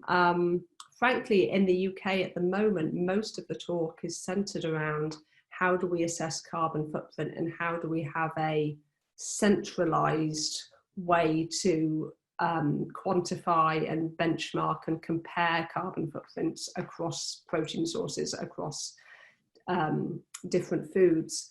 But as I said on my last slide, I think this is going to come in, and I think we're going to see in 5, 10, 20 years time far more labels, far more bits of information, far more indices for sustainability. But apart from the sort of occasional ones that are specific to particular retailers, we haven't seen an awful lot of it at the moment. There is one grocery store over here, Tesco, which did put a carbon footprint for dairy on their packaging. This was going back quite a long time ago now, about 10 years or more now, which was interesting because they labelled full fat milk, that is saying 4% fat milk, 2% fat milk and 0 fat milk with their carbon footprints, but they didn't label the organic milk. And the reason that was given was that everybody knows, in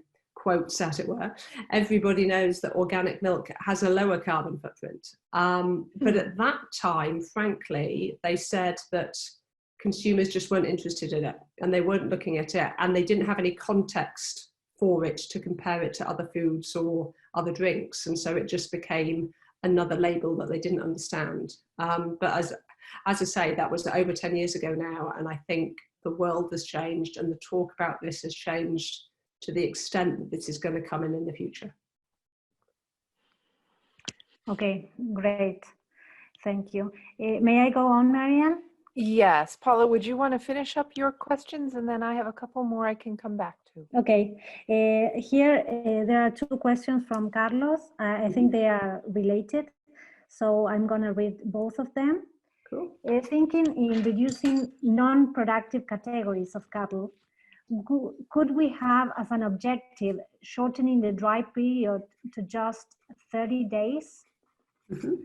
And the second strategy would be to make some genetic selection of animals for a higher growth rate with no negative effects on fat deposition, trying to reduce the length of the rearing period.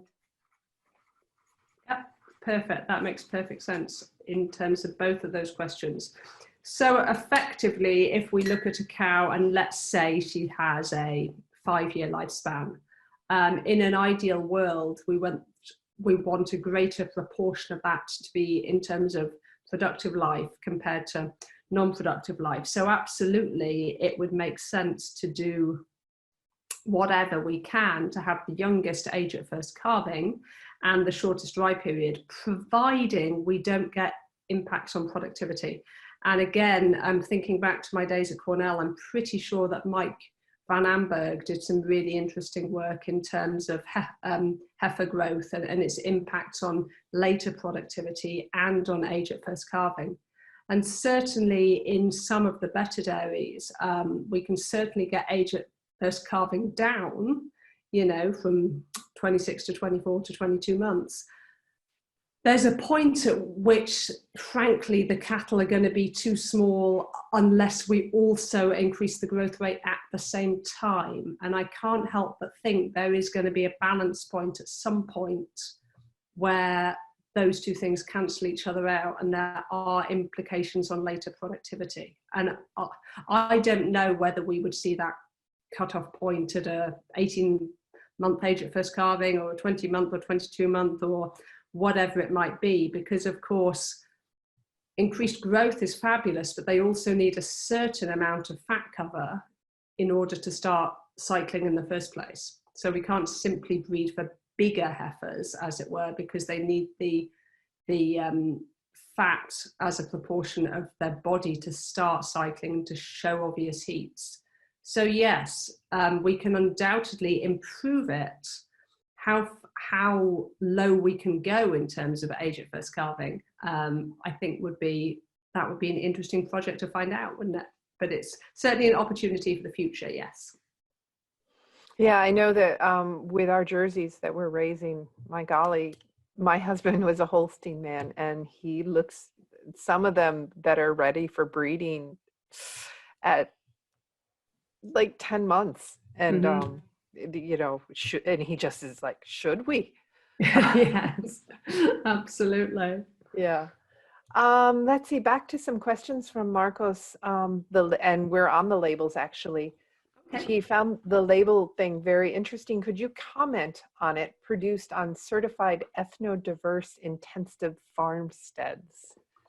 I have to admit, that was one that I made up completely. But I think we have to acknowledge that, you know, times are changing, and it isn't just carbon footprint that's an issue, and it's not just water footprint, and it's not just the economic cost. We have to have social acceptability. We have to show social responsibility and show that the sort of image of farming that we've had for years and years and years, which has been quite exclusionary. I'm not sure if that's a word or if I've made it up. It's the very early hours of the morning here, but but we have tended to have a farming population which is very much made up of certain groups, and you know, frankly, I think that is going to change in future. But on the other hand, I put the intensive bit in almost as a counterbalance to farmstead, because farmstead is a very traditional sort of extensive, etc. word, but then intensive gives it a very different flavor. So I was trying to be a little bit provocative with that bit, to be honest with you. But you know, I think we do have to recognize that if we want the consumer to feel good about our product, and there's an awful lot of social science data out there that show that the younger generation are about how they feel about company X or brand X or product X, far more so than my generation or even our parents' generation have been. I think we have to make people feel good about what we're doing, and we have to show that we have that social conscience, as it were, moving forwards. Yeah, and we all run the risk of being in our own silos. I would say, you know, we are both in very affluent countries, and that is where I just, you know, I spent a few years dabbling in cheese making and trying to sell cheese to people. They want to know that Bessie produced it, and she ate this grass on Saturday afternoon at 5 o'clock, and then she went in and laid down, and then, you know, you took just a mere bit away. But it just, that is, on the other hand, they also want to pay a pound for it, or $2 or $3. Absolutely. So there's a real disconnect on that. I have one more question, and then I know I will go back to Paula. So this was intriguing to me as well. Could you develop more on how diseases can have environmental impact in terms of greenhouse gas emissions? What makes yonis in particular a greater pollutant than one of the diarrheas, for example? Oh, good question. So one of the you know, caveats or problems with that data, and I have a whole slide set that I could talk to on that, is the lack of data that we've got overall. As as I said, the data that I showed earlier was for the UK. I've done a follow-up report for the USA, and there is almost no data. So one of the reasons is that yonis in a herd can be really devastating, but yonis at the population level, you know, often has a far lower population impact than BVD, for example, as you say. So it was a combination of different studies at different levels of incidence and different prevalence. So honestly, that one has to be taken with a little bit of a pinch of salt. And if you look at the citation on that slide, there's a link to the full report which goes into it in more detail. But part of the problem is there is one paper now which has come out since then in the UK which has compared different diseases, but certainly in the States there are very, very, very few papers on this, and that's why I've put, you know, very limited data and no obvious economic or environmental correlations.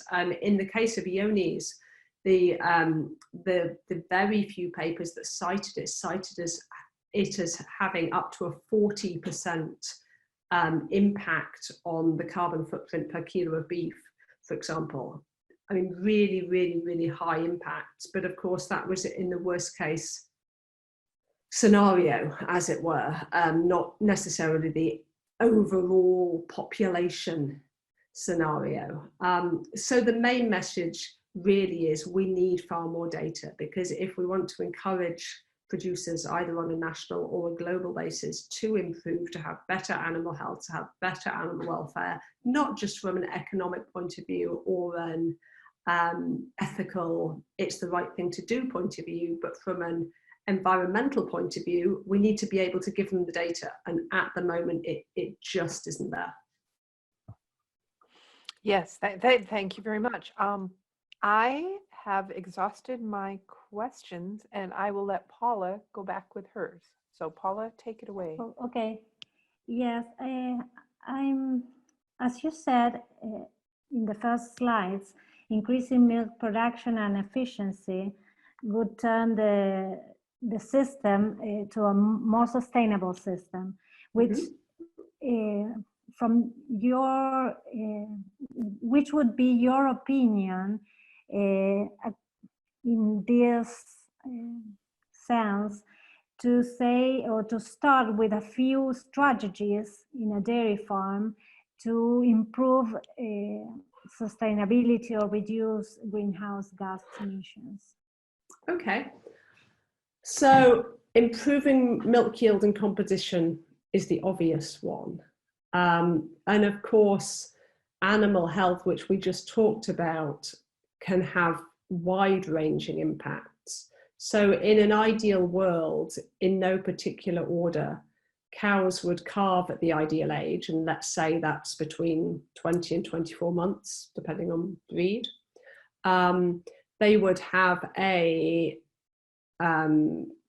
lactation somewhere between 12 and 14 months, again, depending on system, because, you know, obviously we want cows to be highly efficient in terms of reproduction. We also don't want to be drying cows off when they're still producing a great deal of milk. So we have this sort of idealized image that cows should perhaps have a 12-month calving interval, but that doesn't always make for the most efficient system. So we've got to work out on an per farm basis what the most efficient would be, and that again comes back to the question earlier on about the days dry. Should it be 30? Should it be 60? Should it be 90? You know, etc.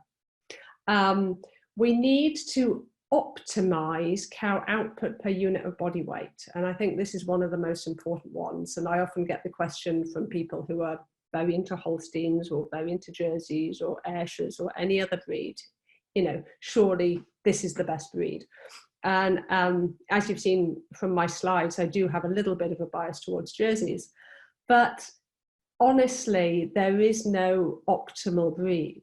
There is an optimal output per unit of herd body weight, which would encompass replacement rate, longevity, age of first calving, etc. And we would want to be as high as it can be without negative effects on health, welfare, etc. But there's no ideal size of cow, let's say. It's always based on the ratio between her productivity, but also her body weight. So if we optimize all of those on farm and then have the best management, the best nutrition, the best genetics that we can have, you know, those are sort of the easiest opportunities as I see it. And I mean, generally speaking, on a good dairy farm, people are going to know where they're not quite getting it right. You know, they know their heifers don't quite grow fast enough. They know their milk proteins come down a bit since they've changed feeds.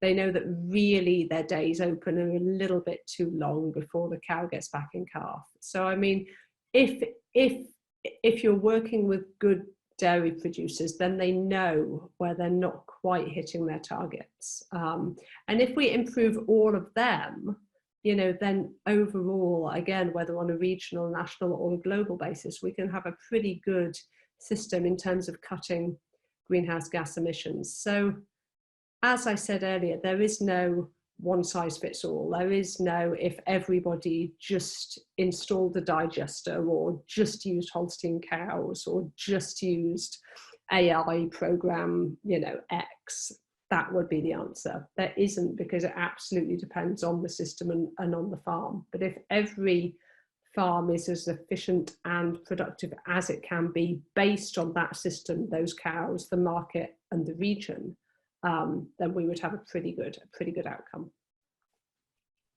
Yes, okay. Yes, thank you. Thank you, Paula. Are you set with questions? I'm done.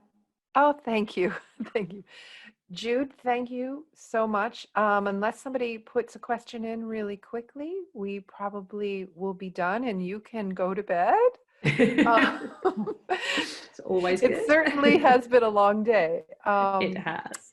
Yeah, Marcos Neve Piera says, thank you so much for the well-prepared presentation and for your effort in favor of dairy farming. Oh, my pleasure. Thank you. To go out on a sort of brief thing, I think the lesson always is if we want to continue with animal agriculture, we need to become advocates and make sure the information is there so that people can make decisions based on fact rather than on marketers. Or we need to become good marketers. Absolutely, I agree. Yeah. Paula, as always, thank you so much for joining. Sean, it was so good to have you here. And Jude, this was an absolute delight. Oh, thank you. It was a lot Thank of fun. you. And this was so much better than this morning. That is certainly true. All right. Well, good night, everybody, or good morning, or good day. Thank you so much. Bye-bye. Bye-bye.